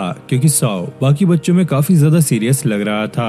अब टीचर इन बच्चों को रूल्स बताने लगते हैं, यहाँ पे तुम्हें काफी मेहनत करनी होगी और अच्छा रिजल्ट आने पर कांस्टेबल तुम्हें एक स्ट्रीट का जनरल बनाएंगे और अगर ऐसा नहीं हुआ तो 18 साल होने के बाद हम तुम्हारी मेमोरी और सारी पावर्स को मिटाकर तुम्हें ह्यूमन वर्ल्ड में छोड़ देंगे। साओ काफी गुस्से से टीचर को देखता है और वो यहाँ से भागने के लिए पानी में जंप लगा देता है। टीचर कहता है मैं तुम्हें एक चीज बताना भूल गया, जैसे कि तुम सभी को पता है कि ये जगह काफी ज्यादा स्पेशल है तो यहाँ पे जितना भी पानी है इसमें गिरने के बाद ये तुम्हें उसके बॉटम तक लेकर जाएगा, भले ही उसमें कितना बड़ा स्विमर क्यों ना हो। और ऐसा ही होता है। साओ काफी तेजी से पानी के अंदर जा रहा था लेकिन टीचर उसे बचा लेते हैं। अब कुछ बच्चे साओ को घेर लेते हैं और उसे बुली कर रहे थे, तुम्हारी वजह से हम अपनी शर्त हार गए। अब साओ यूजिन को बाहर बुलाने की ट्राई करता है लेकिन वो ऐसा नहीं कर पाता, जिसके बाद बच्चे उसे मारते हैं और उस पे काफी ज्यादा हंसते हैं। डेड आइलैंड के चारों तरफ एक ऐसी दीवार बनाई गई है जिससे कोई भी स्पिरिट यहाँ पे समन नहीं हो सकती। तभी वहाँ पे वो साइलेंट बॉय आता है। ये देखकर वो बच्चे साओ को मारना रोक देते हैं और साइलेंट बॉय से कहते हैं तुम यहाँ पर क्या कर रहे हो, इस चक्कर में मत पड़ो क्योंकि तुम्हें बचाने के लिए तुम्हारा भाई भी यहाँ पर नहीं है। तभी हम देखते हैं ये लड़का काफी तेजी से इनके पीछे आ जाता है और इसके पास 3 गार्डियन स्पिरिट थी। अब ये देखकर उन बच्चों की फट जाती है क्योंकि जिसके पास भी एक से ज्यादा गार्डियन स्पिरिट होती है उसे वॉरियर बॉडी के नाम से जाना जाता है और वो काफी ज्यादा स्ट्रॉन्ग होता है। और ये साइलेंट बॉय साओ को बचा लेता है लेकिन साओ भाई अपने एटीट्यूड में था और वो इससे सही से बात नहीं करता। मुझे तुम्हारी मदद की जरूरत नहीं थी, मैं इनसे खुद निपट लेता। ये बच्चा काफी शांति से उससे ये पूछता है आखिरकार तुम यहाँ से भागना क्यों चाहते हो। फिर हमें ज़ोंबी सैनिकों को दिखाया जाता है जो कि अभी भी लियांग को ढूंढ रहे थे और लियांग अभी भी उस लड़की के साथ छुपा हुआ था। इस लड़की को काफी ज्यादा डर लग रहा था। लियांग कहता है तुम्हें डरने की जरूरत नहीं है, क्या हुआ अगर मेरा भाई यहाँ पर नहीं है तो, पर मैं तो हूँ। अब जैसे इस लड़की के आंसू नीचे गिरते हैं वो एक काले धुएं में कन्वर्ट हो जाते हैं, यानी कि ये लड़की कभी भी इवल स्पिरिट बन सकती है। अब ये साइलेंट बॉय साओ को ऊपर लेकर जा रहा था और वो उससे कहता है जिसके पास भी एक से ज्यादा गार्डियन स्पिरिट होती है उसे वॉरियर बॉडी कहा जाता है। साओ को ऐसा लगता है कि यहाँ पे ट्रेनिंग करने से वो इसे अचीव कर लेगा लेकिन साइलेंट बॉय कहता है नहीं ऐसा नहीं होता, ये पहले से ही लोगों के डीएनए में होता है। और साओ से बताता है मैंने गलती से अपने छोटे भाई को एक खतरनाक जगह पे छोड़ दिया है तो अब मुझे कुछ भी करके उसे बचाना होगा। जिसके बाद अब ये लोग टॉप पर पहुंच चुके थे। ये साइलेंट बॉय साओ से कहता है यहाँ से जंप कर दो। साओ कहता है क्या तुम पागल हो गए हो, क्या तुम मुझे मारना चाहते हो। लेकिन इस लड़के के हिसाब से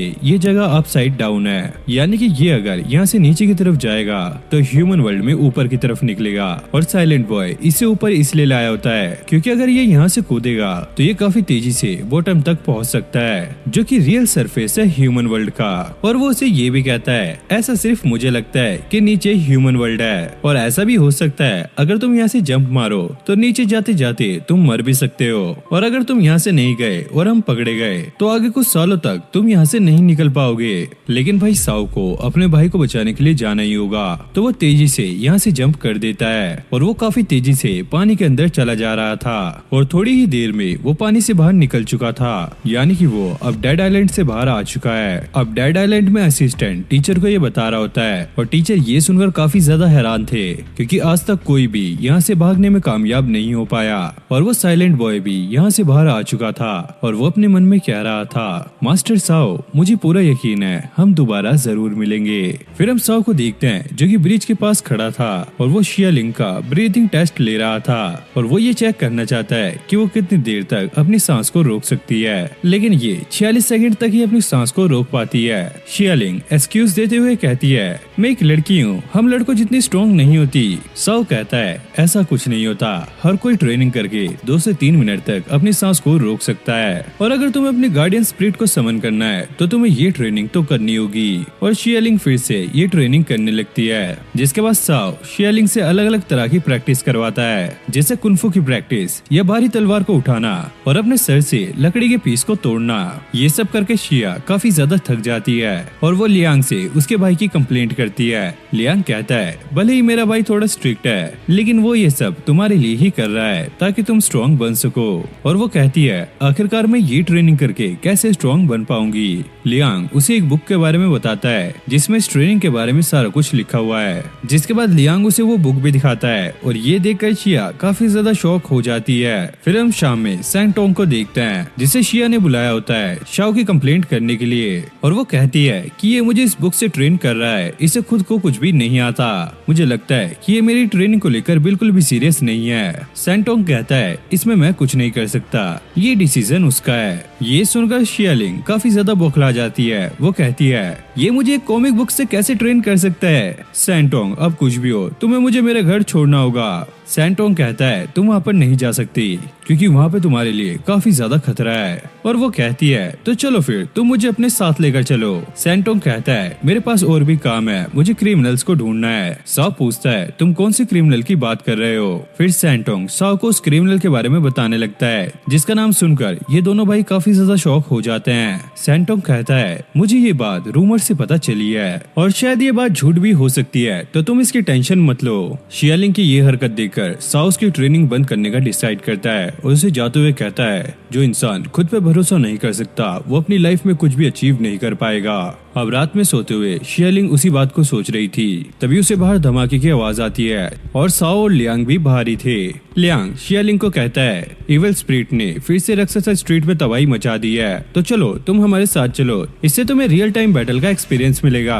लेकिन साओ उसे मना कर देता है, इसे यहीं पे रहने दो क्योंकि ये प्रोटेक्शन के लिए आई है। ये कहकर वो यहाँ से चले जाते हैं, पर शियालिंग भी वहाँ से निकल जाती है। अब साओ अपनी गार्डियन स्पिरिट से इन सभी ज़ॉम्बीज को मार रहा था और अपनी फ्लेम से काफी बुरी तरीके से उन्हें जला भी देता है। लियांग अपने भाई से जाकर कहता है, मुझे अब काफी ज्यादा डर लगने लग गया है क्योंकि राक्षसा स्ट्रीट में अब ज़ॉम्बीज की तादाद बढ़ती ही जा रही है। साओ कहता है, तो इसमें डरने वाली बात क्या है। लियांग कहता है, मुझे ऐसा लगता है इसके पीछे किंगडम ऑर्गेनाइजेशन है और वो एक एक्सपेरिमेंट कर रहे हैं, तभी बार बार ज़ॉम्बीज राक्षसा स्ट्रीट में आ रहे हैं। शायद वो इस चीज का पता लगाना चाह रहे हैं कि राक्षसा स्ट्रीट में किस तरफ का बॉर्डर वीक है। अब शियालिंग भी यहाँ पर पहुँच गई थी। लियांग उसे ये बताने लगता है कि मेरा भाई पहले इतना ज्यादा स्ट्रॉन्ग नहीं था, लेकिन जब से उसने अपने ऊपर बिलीव करना स्टार्ट किया है तो वो और भी ज्यादा स्ट्रॉन्ग बन चुका है। शियालिंग कहती है, वो तो एक लड़का है तो वो तो स्ट्रॉन्ग हो गई। तभी उनके पीछे एक ज़ॉम्बी उन पर अटैक करने वाला था, लेकिन लियांग अपनी मार्शल आर्ट स्किल से उसे पछाड़ देता है और ऐसे ही लियांग बाकी ज़ॉम्बी से भी फाइट कर रहा था। साथ ही साथ वो शियालिंग को ये भी बताता है कि उसके भाई के पास पहले कोई गार्डियन स्पिरिट नहीं थी, वो सिर्फ एक वेपन के सहारे इविल स्पिरिट से फाइट किया करता था। और लियांग शिया को काफी लंबा चौड़ा लेक्चर देता है, अगर तुम खुद पे बिलीव करोगी तो तुम कॉमिक बुक के मूव से भी अपने आप को स्ट्रॉन्ग बना सकती हो। अब ये बात शियालिंग के दिमाग में पड़ गई थी।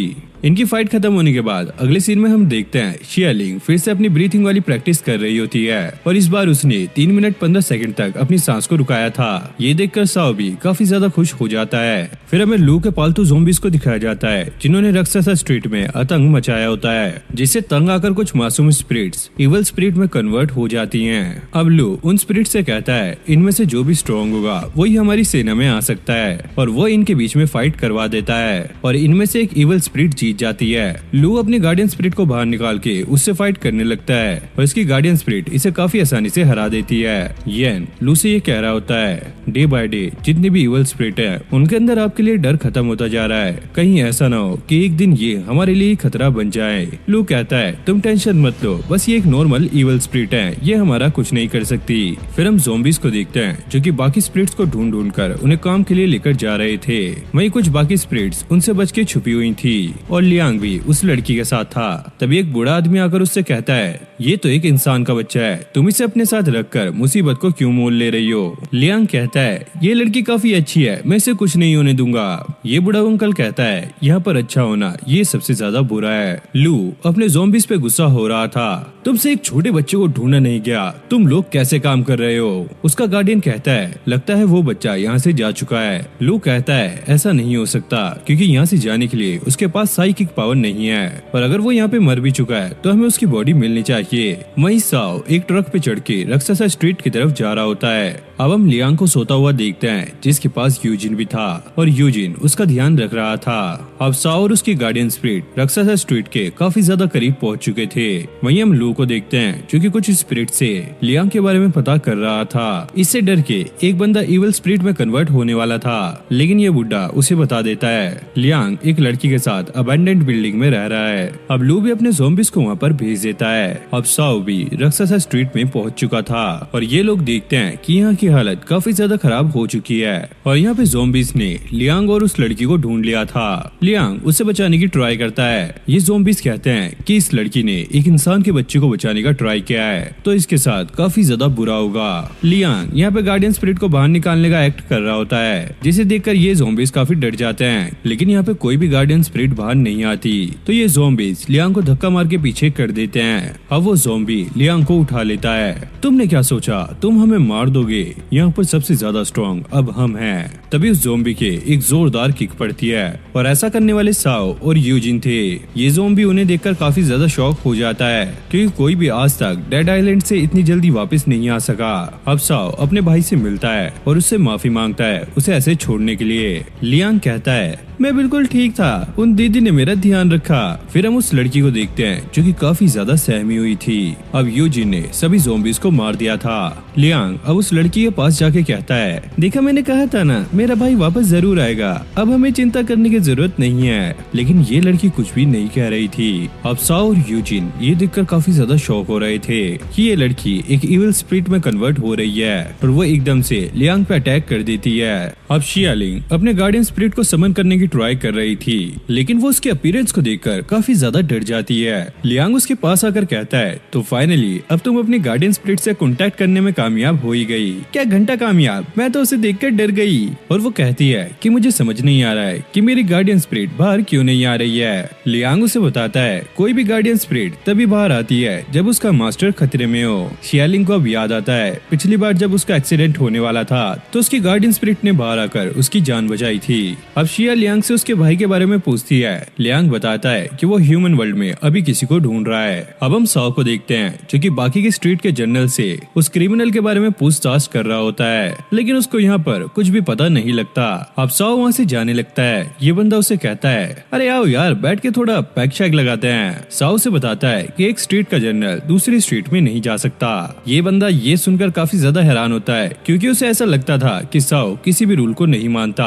अब साओ ऐसे ही कई लोगों के पास जाके उस क्रिमिनल के बारे में पता करने लगता है और जब वो एक पेट्रोल पंप पे एक बंदे से उसके बारे में पता कर रहा था तो किंगडम ऑर्गेनाइजेशन का ओनर उसे देख रहा था, लेकिन तभी अचानक साओ वहाँ से गायब हो जाता है और उस रोबोट के पीछे आकर उसका सिर उड़ा देता है, जिसके थ्रू वो बंदा इसे देख रहा था। अब सैंटोंग भी वहाँ पर पहुँच गया था और इनकी बातों से हमें ये पता लगता है कि साओ जिस क्रिमिनल को ढूंढ रहा है उसी क्रिमिनल ने इसके मॉम डैड को मारा है। अब सैंटोंग अपना मैकबुक निकाल के उस रोबोट के सर से कनेक्ट करता है, जिससे वो डायरेक्ट वीडियो कॉल के थ्रू उसके ओनर से बात कर सकते हैं। अब सैंटोंग बातों बातों में उससे उसका नाम निकलवाने की ट्राई कर रहा था, लेकिन भाई ये ओनर भी काफी ज्यादा तेज था। अरे यार तुम लोग तो काफी ज्यादा बेवकूफ हो, तुम शियालिंग को ऐसे ही राक्षसा स्ट्रीट में अकेला छोड़ आए। साओ कहता है ऐसा कुछ भी नहीं हो सकता, क्योंकि बिना मेरी परमिशन के राक्षसा स्ट्रीट में कोई भी एंटर नहीं कर सकता।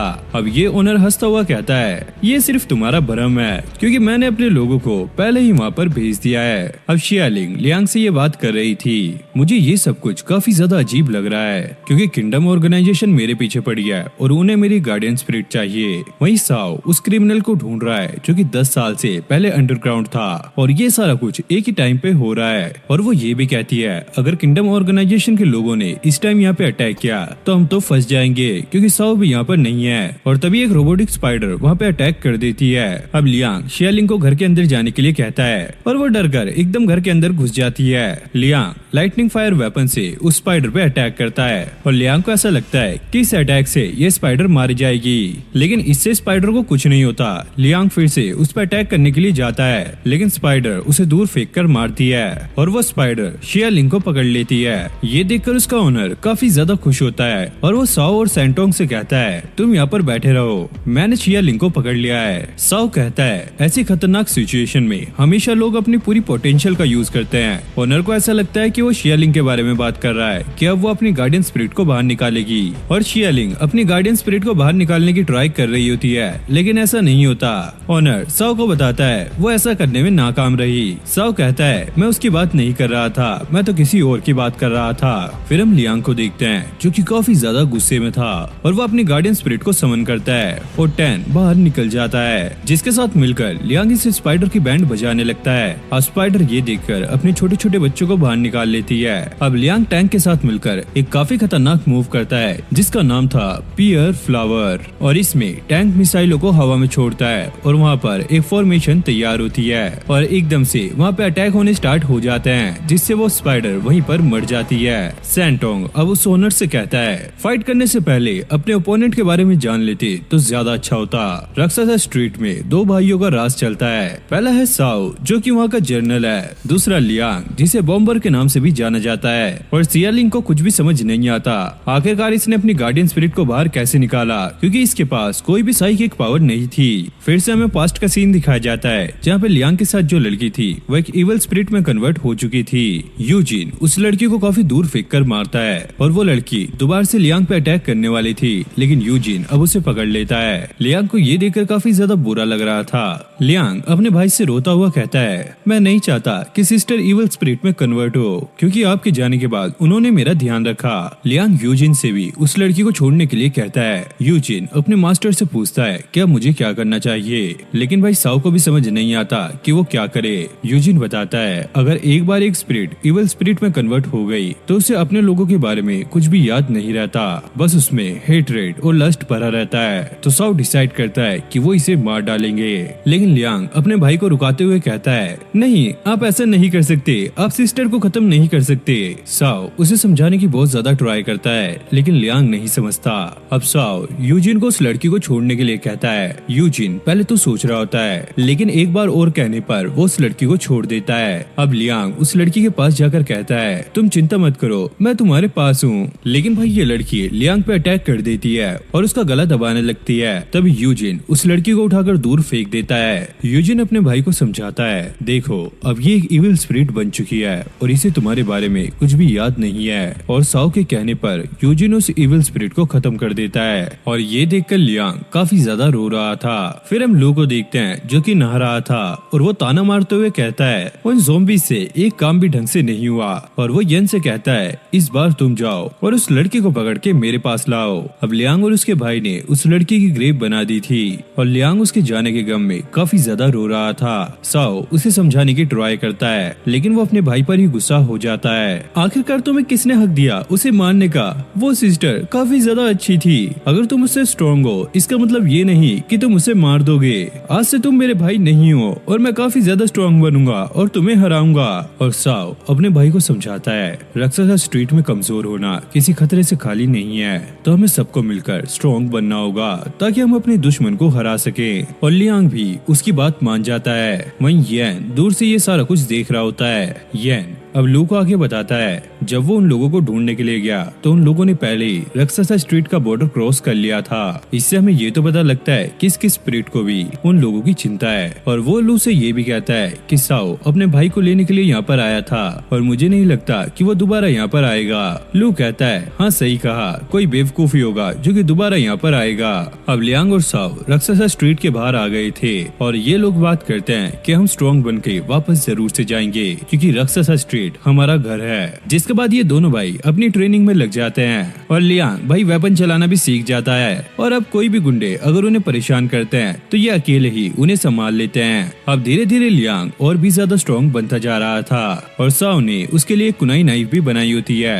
फिर हम प्रेजेंट का सीन देखते हैं। हमें पता लगता है कि लियांग ने जिस गार्डियन स्पिरिट को समन किया है वो असल में एक गार्डियन स्पिरिट नहीं है बल्कि एक रोबोट है जो कि साइकिक पावर से चलता है। शियालिंग लियांग से कहती है, मुझे भी तुम्हारी तरह एक रोबोट चाहिए क्योंकि मैं अपने गार्डियन स्पिरिट को बाहर नहीं बुला पा रही हूँ। लियांग कहता है, तुम्हें रोबोट से अच्छा अपनी गार्डियन स्पिरिट पे ध्यान देना चाहिए क्योंकि गार्डियन स्पिरिट की कोई भी लिमिटेशन नहीं होती और वो डे बाय डे और भी ज्यादा स्ट्रॉन्ग बनता रहता है। वही एक रोबोट अपनी लिमिट में ही लड़ पाता है। लेकिन भाई शियालिंग तो ये सोच रही थी कि उसका सस्ते में ही काम निपट जाए और वो लियांग से उसके लिए रोबोट बनाने के लिए कहती है। लेकिन तभी यहाँ पे सैंटोंग और साओ पहुँच जाते हैं। अब साओ सोचू के साथ मिलकर अपने घर को रिपेयर कर रहा था। सैंटोंग शियालिंग को ये बताता है, एक गार्डियन स्पिरिट सिर्फ फाइट में ही काम नहीं आती, वो अपने मास्टर के साथ मिलकर किसी भी काम में हाथ बटा सकती है और एक बार अगर तुमने अपने गार्डियन स्पिरिट को समन कर लिया तो कोई भी उसे तुमसे अलग नहीं कर सकता और अगर तुम ऐसा नहीं कर पाई तो किंगडम ऑर्गेनाइजेशन जैसे और भी लोग तुम्हारी स्पिरिट को तुमसे छीनना चाहेंगे। साओ शियालिंग से आकर कहता है, तुम्हें अपनी गार्डियन स्पिरिट को जल्दी ही समन करना होगा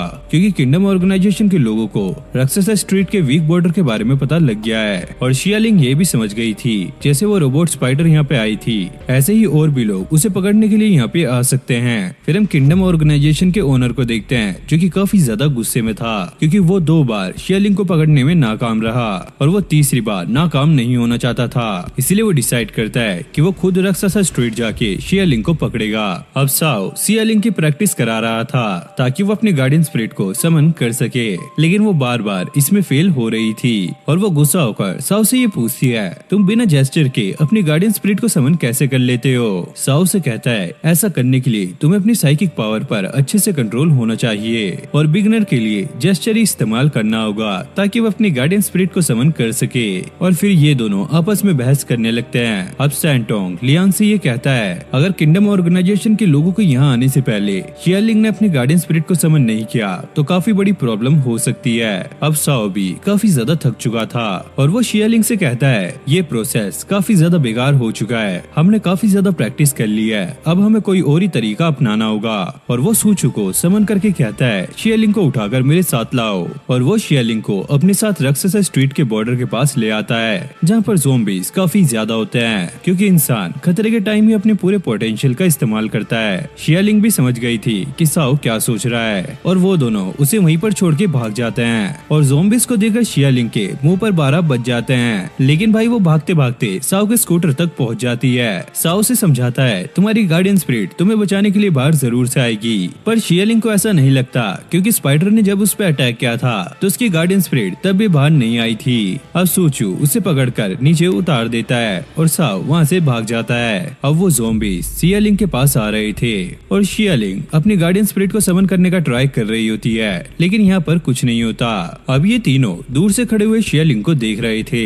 लियांग अपने भाई से पूछता है, कहीं हम कुछ गलत तो नहीं कर रहे? साओ कहता है, तुम्हें मेरे पे भरोसा रखना होगा, मैं कुछ भी गलत नहीं होने दूंगा। यहाँ ज़ॉम्बीज़ ने शियालिंग पे अटैक कर दिया था और वो जैसे तैसे करके उनसे बच रही थी, लेकिन तभी अचानक वो उसे पकड़ लेते हैं। लेकिन तभी वो तीनों आकर इसे बचा लेते हैं। अभी नहीं समझ आ गया था कि इसकी गार्डियन स्पिरिट बाहर इसलिए नहीं आ रही है क्योंकि वो इसकी हार्ट चेन से बंधी हुई है। सैंटोंग शियालिंग से कहता है, तुम्हें बिना अपनी गार्डियन स्पिरिट का इस्तेमाल किए अपनी हार्ट चेन को तोड़ना होगा और अगर तुम ये ट्रेनिंग करके करोगी तो लगभग इसमें 100 साल से भी ज्यादा लग सकते हैं। साओ कहता है, हमारे पास इतना टाइम नहीं है, दुश्मन हम पर कभी भी हमला कर सकते हैं। अब फिर से हमें पास्ट का सीन दिखाया जाता है जहाँ पर ज़ॉम्बीज़ भाई मस्त पार्टी कर रहे होते हैं। अब येन लू के पास आकर कहता है, हमें प्रैक्टिस कर लेनी चाहिए, हमने काफी टाइम से प्रैक्टिस नहीं की। लू से मना कर देता है, हमें ट्रेनिंग करने की कोई जरूरत नहीं है क्योंकि हम पहले ही काफी ज्यादा स्ट्रॉन्ग हैं। वहीं स्ट्रीट में कुछ ज़ॉम्बीज़ ज़ॉम्बीज एक ड्रम को लात मार रहे थे और इसके अंदर वही बुड्ढा था जिसने लू को लियांग के बारे में बताया था और दूर से कुछ बच्चे इसे देख रहे थे। अब लियांग भी वहाँ पर पहुँच गया था। ये लोग उसे देखकर पहचान गए थे कि ये पिछले जनरल का बेटा है। अब ज़ॉम्बीज भी उसको देखकर काफी ज्यादा डर रहे थे और ज़ॉम्बीज को ऐसा लग रहा था कि इसके पास गार्डियन स्पिरिट है और अब ये नहीं बचने वाले।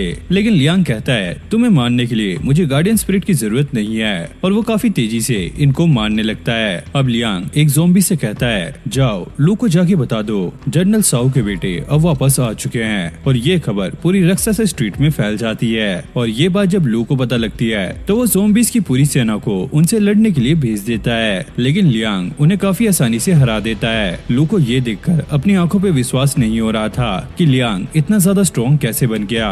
लियांग कहता है इन्हें मारना तो मेरे बाएं हाथ का काम था लेकिन मेरा असली टारगेट तुम हो।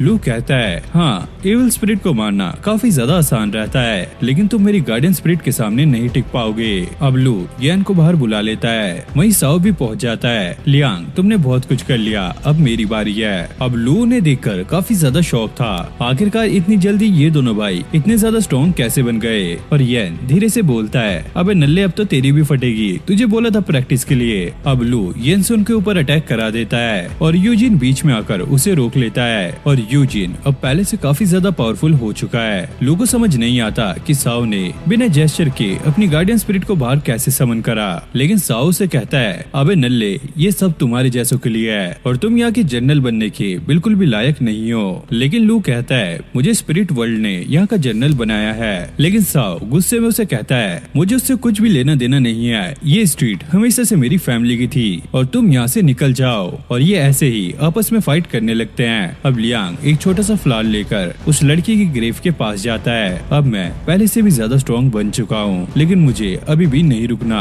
मुझे और भी ज्यादा स्ट्रॉन्ग बनना है। अब साओ ने लू को हरा दिया था तो इसलिए उसकी गार्डियन स्पिरिट भी हार चुकी थी। अब साओ उसे रक्सासा स्ट्रीट छोड़ने के लिए कहता है। अब यहाँ की सारी स्पिरिट ये देखकर काफी ज्यादा खुश हो गई थी कि लू जो उन्हें परेशान करता था अब वो यहाँ से जाने वाला है। अब लू को ये समझ नहीं आता कि पिछले 4 सालों में ऐसा क्या हुआ कि ये दोनों भाई इतने ज्यादा स्ट्रॉन्ग बन गए।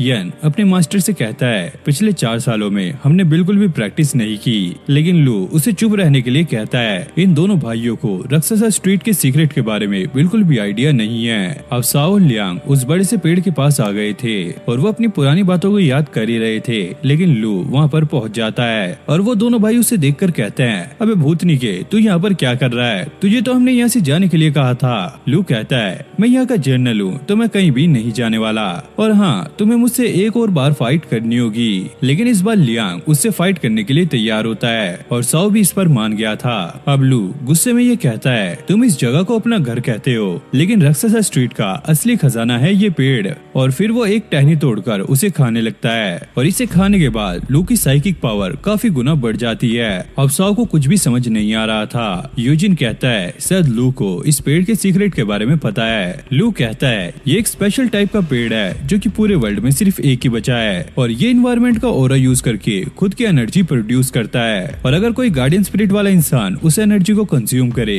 तो उसकी साइकिक पावर काफी गुना बढ़ जाती है।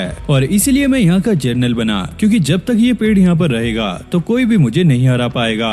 और अब वो येन को बाहर बुला लेता है जो कि पहले से काफी ज्यादा स्ट्रॉन्ग बन चुका था और वो इन लोगों पर अटैक कर देता है। फिर हमें प्रेजेंट का सीन दिखाया जाता है जहाँ पे सैंटोंग साओ से ये कह रहा होता है शियालिंग की हार्ट चेन तोड़ने का एक ही तरीका है, हमें उसे मैजिकल ट्री की एक टहनी खिलानी होगी, इससे उसकी साइकिक पावर बढ़ जाएगी और वो अपनी गार्डियन स्पिरिट को भी समन कर पाएगी। लेकिन साओ ऐसा करने से मना करता है। सैंटोंग कहता है तुम डरो मत, मैं कांस्टेबल को इसके बारे में कुछ नहीं बताऊंगा। साओ कहता है मैं उससे नहीं डर रहा हूँ क्योंकि ये स्ट्रीट मेरी फैमिली से बिलोंग करती है और मैं चाहूँ तो मैं उसे वो टहनी खाने दे सकता हूँ। सैंटोंग अब उसे समझाने लगता है अगर हम ऐसा नहीं करेंगे तो किंगडम ऑर्गेनाइजेशन कभी भी अटैक कर सकता है। अब शियालिंग भी नीचे आ गई थी और वो पूछती है तुम लोग किस पेड़ के बारे में बात कर रहे हो, जिसके बाद ये लोग उसे उस पेड़ के पास ले आए थे।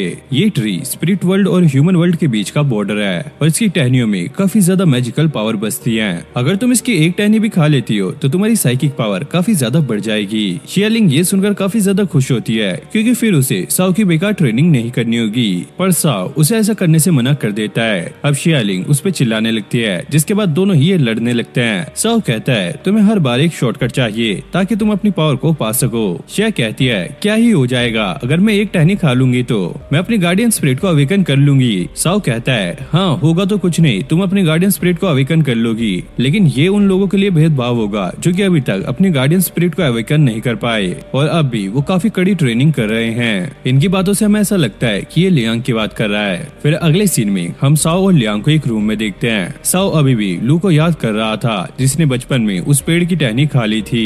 अब लियांग अपने भाई से कहने लगता है हर एक चीज की ब्राइट साइड और डार्क साइड होती है और मुझे शियालिंग पे पूरा भरोसा है, वो उस टहनी को खाने के बाद अपनी साइकिक पावर को कंट्रोल कर लेगी। अब शियालिंग को हम बाहर देखते हैं। सैंटोंग इसके पास आ गया था। शियालिंग कहती है मैं अपने आप को काफी ज्यादा कमजोर फील करती हूँ, अब मेरा अपने ऊपर से भरोसा उड़ गया है क्योंकि जब भी कोई फाइट होती है तो सबसे पहले मैं ही पीछे हटती हूँ। और सैंटोंग उसे समझाकर वहाँ से चला जाता है। अब वो उस बड़े से ट्री के पास आ गई थी और वो साओ की बात याद करने लगती है। साओ ने कहा था कि तुम हमेशा शॉर्टकट ढूंढती रहती हो।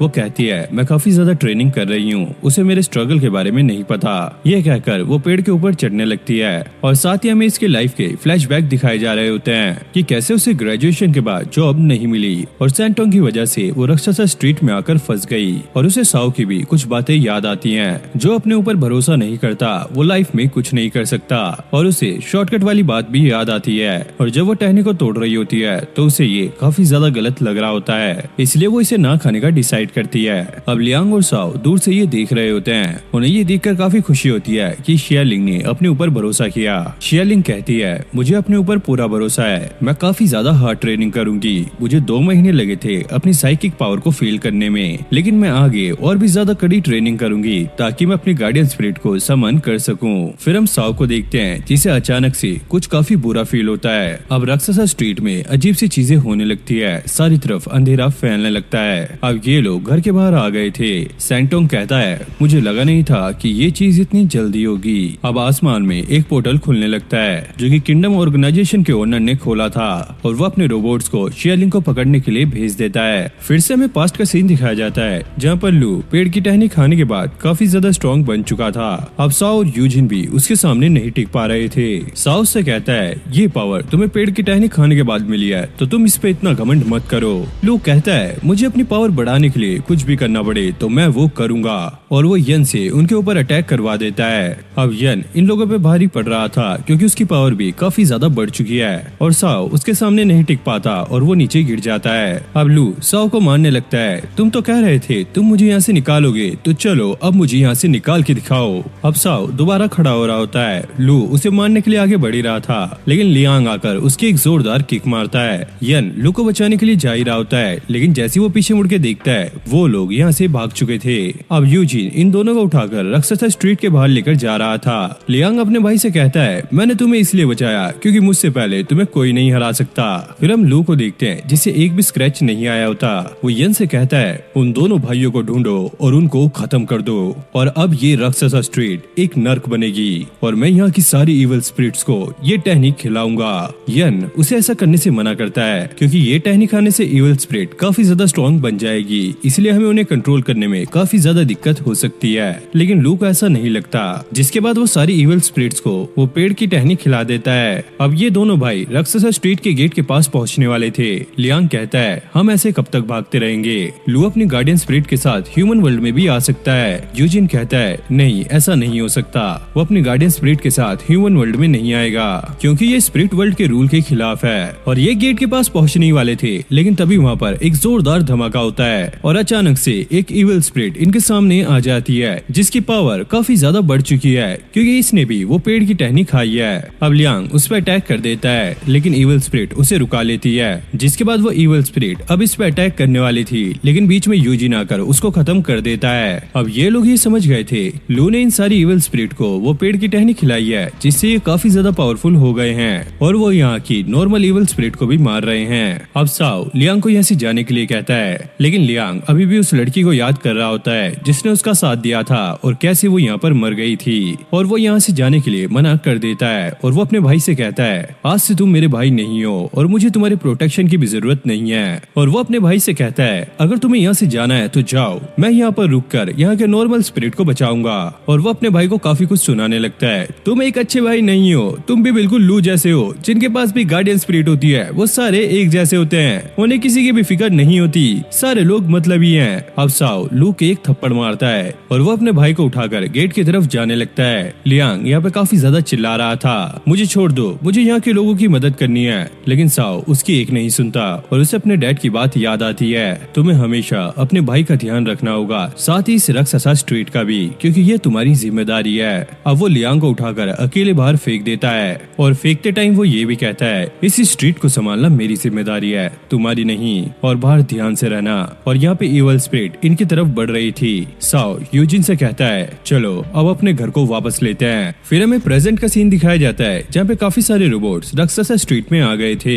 लियांग और शियालिंग को ये समझ नहीं आ रहा था कि किंगडम ऑर्गेनाइजेशन के ओनर ने यहाँ के बॉर्डर को कैसे तोड़ा। साओ सूचू को बाहर निकाल कर कहता है, तुम बॉर्डर को ठीक करो और मैं इन रोबोट्स को संभालता हूँ। लियांग भी कहता है, मैं भी तुम्हारे साथ चलूंगा, लेकिन साओ उसे मना कर देता है, तुम्हें यहीं पर रुकना होगा ताकि तुम शियालिंग को प्रोटेक्ट कर सको।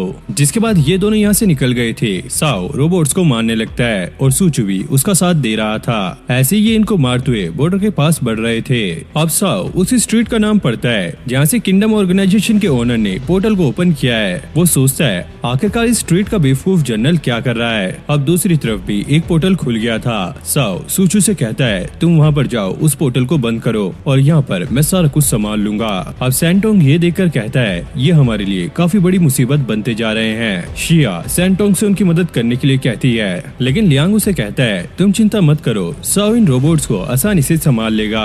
तभी हम देखते हैं कि वहाँ पे एक और पोर्टल खुल जाता है। अब ये देखकर सभी लोग शॉक थे, किंगडम ऑर्गेनाइजेशन का ओनर ये सब कैसे कर रहा है। शियालिंग फिर से सैंटोंग से उसकी मदद करने के लिए कहती है। सैंटोंग कहता है, उसने मेरी मदद नहीं मांगी तो मैं उसकी मदद करने क्यों जाऊँ। शियालिंग कहती है, मुझे भी गार्डियन स्पिरिट नहीं चाहिए थी, लेकिन फिर भी आज मैं यहाँ पर हूँ। ये सुनकर सैंटोंग उसकी मदद करने के लिए मान जाता है। यहाँ पे साओ अपने काफी खतरनाक मूव को यूज करता है, जिससे निकलने वाली फ्लेम सारे ही रोबोट्स को जला देती है और वो किंगडम ऑर्गेनाइजेशन के ओनर को काफी गुस्से से देखता है। लेकिन भाई ये ओनर अपने रोबोट्स को ऑर्डर देके यहाँ से चला जाता है। अब शियालिंग को काफी ज्यादा चिंता हो रही थी, कहीं ये लोग उनसे हार न जाए। और लियांग यहाँ पे ये नोटिस कर रहा था कि अब तक 3 पोर्टल ओपन हो चुके हैं और चौथा पोर्टल यहीं पे ओपन होने वाला है। जिसके बाद लियांग अपने रोबोट को भी बाहर निकाल लेता है। वो सोच रहा था, अगर एनिमी के आने से पहले ही हम एक ट्रैप बना दें तो हम उससे बच सकते हैं। अब लियांग की प्रेडिक्शन के हिसाब से एक पोर्टल उनके घर के सामने बनता है। लियांग अपने रोबोट के साथ मिलकर एक काफी खतरनाक मूव यानी कि स्पेयर फ्लावर का यूज करता है, जिससे वो रोबोट्स पोर्टल के अंदर ही डिस्ट्रॉय हो जाते हैं। और इधर साओ ने भी सारे रोबोट्स को मार दिया था। शियालिंग ये देखकर काफी ज्यादा शॉक थी, इन लोगों ने मिलकर सारे रोबोट को मार डाला। लियांग अब उसके पास आकर कहता है, हम सब ने मिलकर उन रोबोट्स को मार डाला और तुम चिंता मत करो, अगर वो फिर से आए तो हम फिर से तुम्हें बचाएंगे। शियालिंग सोचती है, आखिरकार कब तक, क्योंकि मेरे पास खुद की गार्डियन स्पिरिट है, लेकिन फिर भी मैं तुम लोगों पर बोझ बन रही हूँ, मैं बिल्कुल यूजलेस हूँ। साओ कहता है, हाँ बिल्कुल तुमने सही कहा, और ऊपर से तुमने एक दिन भी ठीक से ट्रेनिंग नहीं की, और साथ में जो तुम्हारी गार्डियन स्पिरिट है वो भी हार्ड चेन से बंधी हुई है, जिसकी वजह से तुम उससे कांटेक्ट नहीं कर पा रही हो। तुम्हारी हालत बिल्कुल एक बुढ़िया जैसी है। ये सुनकर शियालिंग उस पर भड़क जाती है, आखिरकार इसने मुझे बुढ़िया कैसे कहा। ये देखकर सैंटोंग कहता है, लो भाई मियाँ बीवी का लड़ना झगड़ना शुरू हो गया। वो दोनों उसे देखते हुए कहते हैं, अरे ओए हम कपल नहीं है। सैंटोंग कहता है, वो रोबोट्स तो चले गए लेकिन उनके पोर्टल्स अभी भी ओपन है। और साओ को भी ये समझ नहीं आ रहा था कि जिस स्ट्रीट से ये पोर्टल ओपन हुए हैं, आखिरकार उन स्ट्रीट्स के जनरल कहाँ गए। सैंटोंग कहता है, जरूर कुछ खतरनाक होने वाला है, मुझे जाके चेक करना होगा। जैसे सैंटोंग उन पोर्टल के अंदर जाता है, वो अब ग्लो करने लग जाते हैं, जिसमें से एक लेजर निकलती है जो कि शियालिंग पे गिरने ही वाली थी, लेकिन साओ उसे बचा लेता है। लियांग उन्हें देखकर कहता है, अरे ओए दोनों साइड हटो यहाँ से। अब जो लेजर शियालिंग पे गिरी थी उसमें से एक काफी बड़ा मॉन्स्टर बाहर निकलता है, जिसके 3 सर थे। सूचू उसे देखकर कहता है, इसकी साइकिक पावर काफी ज्यादा स्ट्रॉन्ग है, हमें इससे संभल कर रहना होगा। जिसके बाद हमें फिर से पास्ट का सीन दिखाया जाता है। अब लियांग को काफी ज्यादा बुरा लग रहा था, उसके भाई ने उसको बाहर निकाल दिया लेकिन खुद वहाँ पर रुक गया। अब अंदर हम साओ को देखते हैं जो कि काफी ज्यादा वीक पड़ चुका था और वह इविल स्पिरिट के एक ही बार में नीचे गिर जाता है, लेकिन उसे इस चीज की खुशी थी कि उसका भाई यहाँ से निकल चुका है। अब लियांग राक्षसा स्ट्रीट में दोबारा जाने की ट्राई कर रहा होता है, लेकिन वो बार बार ट्राई करके भी थक चुका था और वो काफी ज्यादा इमोशनल हो जाता है क्योंकि वो खुद यहाँ पर है और पता नहीं अंदर उसके भाई के साथ क्या हो रहा होगा। फिर से हम साओ को देखते हैं जिसे अपने डैड की बात याद आ गई थी और वो दोबारा से जोश में आ जाता है, लेकिन कुछ ही देर में इविल स्पिरिट उसे मार के पकड़ लेती है। और बाहर लियांग भी अपने भाई की काफी ज्यादा चिंता कर रहा था और यहाँ पे इविल स्पिरिट ने साओ को पकड़ लिया था, जिसके बाद वो उसे पकड़ के लू के सामने ले आते हैं। अब लू उसे काफी बुरी तरीके से मारता है। एक इविल स्पिरिट लू से ये कहती है, हमें इसका छोटा भाई नहीं मिल रहा है, लेकिन आप टेंशन मत लीजिए, हम उसे ढूंढ कर रहेंगे। लू को ये सुनकर काफी ज्यादा गुस्सा आता है और वो उस इविल स्पिरिट को वहीं पर खत्म कर देता है। अब लू साओ से पूछने लगता है, बताओ तुम्हारा भाई कहाँ पर है, लेकिन साओ कोई भी जवाब नहीं देता। जिसके बाद लू उसे दोबारा से मारने लगता है, लेकिन तभी येन उसे रुकाते हुए कहता है, आप रुक जाइए, ये मैटर मैं संभालता हूँ। अब येन साओ को मारने लगता है और वो उससे उसके भाई के बारे में पूछ रहा होता है, लेकिन साओ यहाँ पे कोई भी जवाब नहीं देता। ये देखकर लू को और भी ज्यादा गुस्सा आने लगता है। आखिर ऐसा क्या है जो कि ये अपने भाई के बारे में नहीं बता रहा है। लू साओ से कहता है, अगर तुमने मुझे अपने भाई के बारे में बता दिया तो शायद तुम उसे जिंदा देख पाओगे, लेकिन अगर मैंने उसे ढूंढा तो तुम उसे जिंदा नहीं देख पाओगे। साओ से कहता है, मेरा भाई तुम्हें यहाँ पर कभी भी नहीं मिलेगा। लू अब ये समझ जाता है कि उसका भाई राक्षसा स्ट्रीट में नहीं है, तो वो सारी अपनी इविल स्पिरिट को ह्यूमन वर्ल्ड में जाने के लिए कहता है, लेकिन येन उसे ऐसा करने से मना करता है क्योंकि ये चीजें रूल के खिलाफ है। लेकिन भाई लू की काफी ज्यादा सनक चुकी थी, तो वो कोई भी रूल नहीं मानता। फिर हम लियांग को देखते हैं जो कि अभी भी राक्षसा स्ट्रीट के गेट के बाहर होता है। तभी उसे कुछ फील होता है और एक इविल स्पिरिट उसके सामने होती है जो कि वो देख नहीं पाता। अब वो इविल स्पिरिट लियांग को मारने लगती है, जिससे लियांग का खून भी निकलने लगता है। ये देखकर लियांग को एक आइडिया आता है और वो कुछ खून उस इविल स्पिरिट पे डाल देता है, जिससे उससे ये कंफर्म हो जाता है कि ये इविल स्पिरिट ही है। अब लियांग ये समझ गया था कि लू ने ही इन्हें यहाँ पर भेजा है इसे वापस लाने के लिए। इसे भी एक आइडिया आता है कि वो इनकी मदद से राक्षसा स्ट्रीट वापस जा सकता है, लेकिन यहाँ पर काफी सारी इविल स्पिरिट आई होती हैं। अब सारी स्पिरिट मिलकर उसे मारने लगती हैं। लियांग को एक आइडिया आता है जिससे वो इन्हें देख पाएगा, तो वो एक पंप की तरफ भागने लगता है, लेकिन वो स्पिरिट्स अभी भी इसे मार रही थी और अब वो इस पंप को तोड़ देता है, जिसकी वजह से वो इन इविल स्पिरिट को अब देख पा रहा था। लेकिन जब वो उनसे लड़ने के लिए जाता है वो इनके सामने नहीं टिक पाता, क्योंकि पेड़ की टहनी खाने के बाद इन इविल स्पिरिट की पावर काफी ज्यादा बढ़ चुकी थी और उन सारी इविल स्पिरिट ने लियांग को घेर लिया था। और इस तरफ हमें लू को दिखाया जाता है जो कि काफी ज्यादा खुश हो रहा था, क्योंकि उसकी पावर पहले से भी ज्यादा बढ़ चुकी है। वो कहता है, जब मुझे दोनों भाई मिल जाएंगे तो फिर मैं उन्हें अपनी असली पावर दिखाऊंगा। येन अब उससे कहता है, आपने पहले ही उन्हें काफी ज्यादा सबक सिखा दिया है, अब आप उनके साथ क्या करके रहोगे।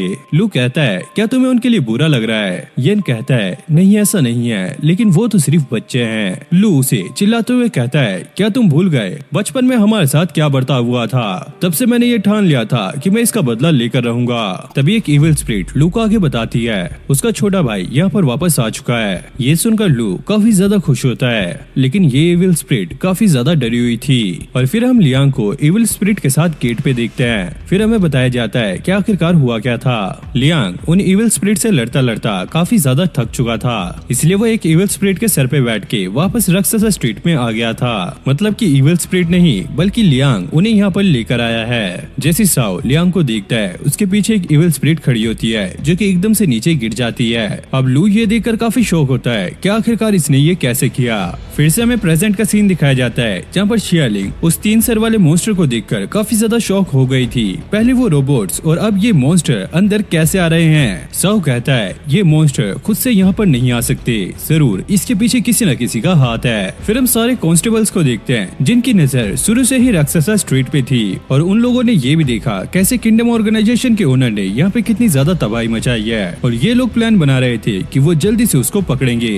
अब ये मॉन्स्टर राक्षसा स्ट्रीट में तबाही मचाने लगता है। जैसे वो एक लड़की पे अटैक करने वाला था, साओ आकर उसे बचा लेता है और सूचू उस मॉन्स्टर से फाइट करने लगता है। साओ जब उस लड़की को देखता है उन्हें सिस्टर की याद आने लगती है जिसे उन्हें बचपन में ही खो दिया था। लियांग शियालिंग को ये बताने लगता है, मेरे भाई का जिंदगी में सिर्फ एक ही मकसद है, राक्षसा स्ट्रीट और यहाँ पे रहने वाली स्प्रिट को बचाना, जिसके लिए वो कुछ भी कर सकता है। अब साओ और सोचू मिलकर उस मॉन्स्टर से फाइट करने लगते हैं। यहाँ की सारी स्प्रिट्स काफी ज्यादा डरी हुई थी। एक स्प्रिट इवल स्प्रिट में कन्वर्ट होके एक लड़की पे अटैक करने वाली थी, लेकिन साओ आकर उसे बचा लेता है। अब ये मॉन्स्टर काफी ज्यादा तबाही मचा रहा था, जिससे नॉर्मल स्प्रिट्स इवल स्प्रिट में कन्वर्ट हो रही थी। साओ इसे देखकर समझ जाता है कि इस मॉन्स्टर को कहीं और लेकर जाना होगा, वरना यहाँ की सारी स्प्रिट इवल स्प्रिट में कन्वर्ट हो जाएंगी। अब साओ यहाँ पर एक पोर्टल खोलता है और वो उस मॉन्स्टर पे अटैक कर देता है और सूचू से कहता है अब वक्त आ चुका है, और वो मॉन्स्टर भी उसके पीछे भागता हुआ पोर्टल में एंटर कर जाता है। और ये सारा कुछ दूर से खड़ा हुआ कोई देख रहा होता है। शियालिंग उस पोर्टल को देखकर अब घबराने लगती है। लियांग कहता है घबराने की जरूरत नहीं है, साओ सभी को बचाने के लिए उस मॉन्स्टर को दूसरी जगह पे ले गया है।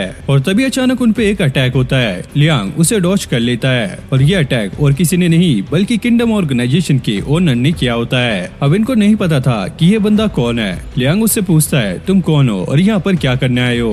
वो बंदा कहता है मैं यहाँ पर शियालिंग को लेने के लिए आया हूँ और हाँ वैसे इसके पास गार्डियन स्पिरिट है लेकिन मैं इसके अंदर जीरो साइकिक पावर को महसूस कर पा रहा हूँ। अब ये दोनों भी इसकी बात से समझ गए थे ये किंगडम ऑर्गेनाइजेशन का ओनर है और अभी तक जो भी कुछ हो रहा है वो सारा कुछ यही करवा रहा था। अब वो ये बताने लगता है आखिरकार वो यहाँ तक कैसे पहुँचा। उसने यहाँ पे पहुँचने से पहले बाकी की स्ट्रीट्स पे कब्जा किया क्योंकि दो स्ट्रीट के बीच का जो बॉर्डर होता है वो काफी ज्यादा कमजोर होता है। इसी वजह से आज वो यहाँ पर खड़ा है। लियांग कहता है चाहे तुम कोई भी हो लेकिन मैं तुम्हें शियालिंग या राक्षसा स्ट्रीट को नुकसान पहुँचाने नहीं दूंगा। अब ये ओनर हंसने लगता है ये छोटा सा बच्चा मेरा कुछ नहीं बिगाड़ सकता लेकिन हाँ तुम्हारे भाई की बात थोड़ी अलग है। वो बाकी के जनरल से काफी ज्यादा स्ट्रॉन्ग है जिन्हें मैंने पहले ही मार दिया। यानी कि इस बंदे ने पहले उन जनरल्स को मारा तभी वो यहाँ तक पहुँच सका। ये सुनकर लियांग को भी काफी ज्यादा गुस्सा आता है और कांस्टेबल्स भी ये सारी बातें सुन रहे थे और इस बार इस ओनर ने सारी हदें पार कर दी हैं। तभी एक कांस्टेबल ये कहता है हमें इसमें नहीं पड़ना चाहिए, सैंटोंग वहाँ पे सारा कुछ संभाल लेगा। तब एक फीमेल कांस्टेबल ये कहती है सैंटोंग जिसका 3 महीने से अता पता नहीं है वो इसमें क्या करेगा। मतलब इससे ये तो कंफर्म हो जाता है कि सैंटोंग के साथ जरूर कुछ न कुछ चल रहा है। फिर हमें दूसरे स्ट्रीट के जनरल जो को दिखाया जाता है जिसकी हालत काफी ज्यादा खराब थी। सैंटोंग भी यहाँ पर आ गया था। जो उसे सारा कुछ बताने लगता है कैसे किंगडम ऑर्गेनाइजेशन के ओनर ने यहाँ पर हमला करके राक्षसा स्ट्रीट में जाने के लिए एक पोर्टल ओपन किया और ऐसा ही उसने काफी सारी स्ट्रीट्स में किया है और वो सैंटोंग को ये सारी इन्फॉर्मेशन कांस्टेबल तक पहुँचाने के लिए कहता है लेकिन सैंटोंग इस पे मना कर देता है नहीं ये मैं नहीं करूंगा क्योंकि मुझे और भी काफी जरूरी काम है। अब साओ उस मॉन्स्टर को दूसरी जगह पे ले आया था और वो मॉन्स्टर साओ पे अटैक कर देता है लेकिन सूचू उसे बचा लेता है और यहाँ पे लियांग उस ओनर के साथ फाइट करने के लिए तैयार था। ओनर उससे कहता है क्या अब तुम वही घटिया सा मूव करने के लिए तैयार हो। लियांग उससे कहता है तुमसे किसने कहा कि मैं वो मूव परफॉर्म करने वाला हूँ। इससे ये ओनर समझ जाता है कि लियांग उस मूव को सिर्फ एक ही बार यूज कर सकता है। फिर हमें एक फ्लैशबैक दिखाया जाता है जहाँ पर लियांग अभी पैदा नहीं हुआ था और उसके डैड उन दोनों का नाम एक लकड़ी पर लिख रहे थे और उनको पूरा यकीन था कि साओ उनके जाने के बाद अपने भाई और राक्षसा स्ट्रीट का सही से ध्यान रखेगा। फिर हमें प्रेजेंट का सीन दिखाया जाता है। साओ अपने भाई से पूछता है तुम यहाँ पर वापस क्यों आए। लियांग कहता है तुम कमजोर बनने का नाटक मत करो, तुम्हें मेरे अलावा और कोई नहीं हरा सकता। अब लियांग लू को चैलेंज कर देता है। लू कहता है तुम्हें क्या लगता है कि तुम अपनी ताकत के बलबूते पर यहाँ पर आए हो, तो ऐसा सोचना तुम्हारी गलत फहमी है क्योंकि अभी तक मैंने अपनी पूरी पावर नहीं दिखाई। लियांग लू पे अटैक कर देता है लेकिन लू उसके अटैक से काफी आसानी से बच रहा था और वो लियांग से कहता है तुम एक गार्डियन स्पिरिट वाले इंसान के सामने नहीं टिक सकते और ऊपर से मैंने वो पेड़ की टहनी खा ली है जिससे मेरी पावर और भी ज्यादा बढ़ गई है। यहाँ तक कि अब तुम्हारा भाई भी मेरे सामने नहीं टिक पाएगा। और वो लियांग को काफी ज्यादा मारता है और मारकर साओ की तरफ फेंक देता है। साओ उसे उठाने की ट्राई करता है। लियांग थोड़ी देर में खड़ा हो भी जाता है और लू को ये देखकर और भी ज्यादा गुस्सा आने लगता है जिसके बाद ये दोनों भाई आपस में झगड़ने लग जाते हैं। साओ कहता है मैंने तुम्हें इतनी मुश्किल से ह्यूमन वर्ल्ड में भेजा था और तुम यहाँ पर वापस आ गए। लियांग कहता है मैंने तुमसे नहीं कहा था तुम मेरे लिए ये करो और ये आपस में झगड़ने लगते हैं। उनकी बकबक सुनकर लू को काफी ज्यादा गुस्सा आता है और वो उन्हें चुप रहने के लिए कहता है जिसके बाद वो दोनों भाई इस पर अटैक कर देते हैं। लियांग उसकी एक जोरदार किक मारता है। ये देखकर लू को और ज्यादा गुस्सा आता है और वो अपनी साइकिक पावर एक्टिवेट करके लियांग पे अटैक कर देता है। क्या तुम्हारे पेरेंट्स ने तुम्हें सिखाया नहीं, बड़ों के आगे चुप रहते हैं। ओह जरा मुझे माफ करना, तुम्हारे पेरेंट्स तो है ही नहीं। ये सुनकर दोनों भाइयों को गुस्सा आता है। अब दोनों भाई फिर से उस पर अटैक करते हैं लेकिन वो लोग लू की पावर के सामने नहीं टिक पाते। लेकिन लियांग अब भी हार नहीं मानता और वो लू को कहने लगता है तुम जैसे लोग काफी ज्यादा कमजोर होते हो और तुम अपनी कमजोरी छुपाने के लिए दूसरे लोगों को ऐसे परेशान करते हो ताकि तुम्हारी कमजोरी उनके सामने नहीं आए। अब लू से पकड़ लेता है तू कुछ ज्यादा ही बोल रहा है, अगर तुझे अपनी पावर दिखानी ही है तो मैं तुझे एक मौका देता हूँ। अब तुझे अपने भाई को हराना होगा जिसके पास एक गार्डियन स्पिरिट है। ये सुनकर लियांग काफी ज्यादा हैरान हो जाता है और यन ये समझ गया था कि लू लियांग की साओ से रिलेटेड सारी मेमोरी मिटाने वाला है और लू भी उससे कहता है मैं तुम्हारी मेमोरी मिटा दूंगा और तुम्हें बस इतना याद रहेगा साओ तुम्हारा एक दुश्मन है और जब तुम उसे खत्म कर दोगे मैं तुम्हारी मेमोरी वापस ला दूंगा ताकि तुम्हें इस चीज का पछतावा हो कि तुमने अपने भाई को मार दिया। ये बात सुनकर दोनों भाई काफी ज्यादा सहम जाते हैं। साओ ये सब रोकने के लिए यूजिन को बाहर बुलाता है लेकिन वो भी काफी ज्यादा कमजोर था।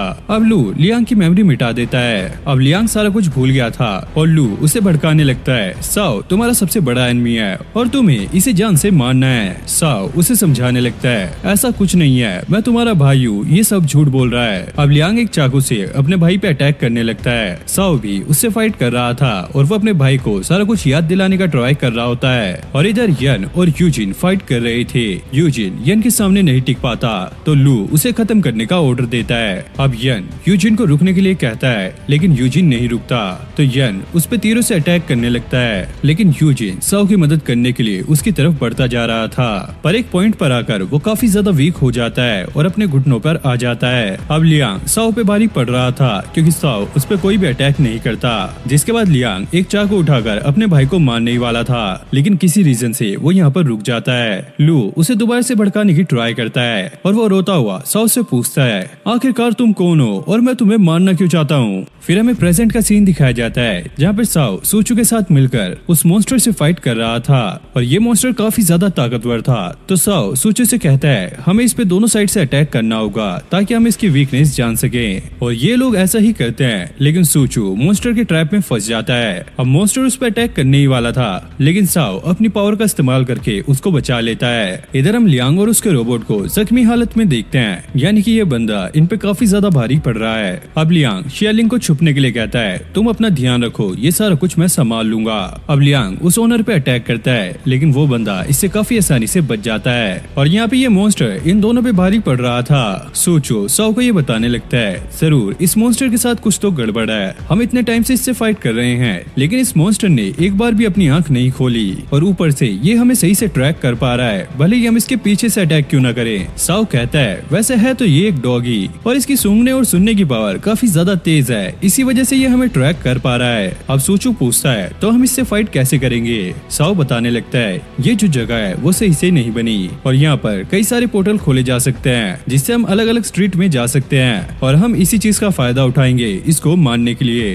अब सोचू सारा प्लान समझ गया था, जिसके बाद वो मॉन्स्टर को अपने पीछे भगाने लगता है और साओ पीछे से उस मॉन्स्टर के ऊपर चढ़ जाता है। अब मॉन्स्टर सूचू पे अटैक करने वाला था, लेकिन सूचू एक पोर्टल में घुस गया था, जिसके बाद साओ भी उस पर अटैक करके एक पोर्टल में घुस जाता है और फिर वो दूसरे पोर्टल से ही उस मॉन्स्टर पे अटैक कर रहा था और ऐसे ये दोनों मिलकर एक के बाद एक उस पे अटैक कर रहे थे। लेकिन इससे इस मॉन्स्टर को कुछ भी नहीं होता, बल्कि ये काफी तेजी से अपने जख्मों को हील कर रहा था। जिसके बाद ये लोग समझ गए थे ये मॉन्स्टर और कोई नहीं बल्कि किसी का गार्डियन स्पिरिट है, जो कि अपने मास्टर की साइकिक पावर का इस्तेमाल करके अपने आप को हील कर रहा है। साओ कहता है, पहले हमें इसके मास्टर को ही खत्म करना होगा, तभी जाके ये खत्म हो सकता है। और यहाँ पे लियांग का रोबोट खराब हो चुका था, जिसके बाद ये दोनों हैंड टू हैंड फाइट करने लगते हैं। ये ओनर काफी ज्यादा तेज था, तो इसलिए लियांग उसके सामने नहीं टिक पाता।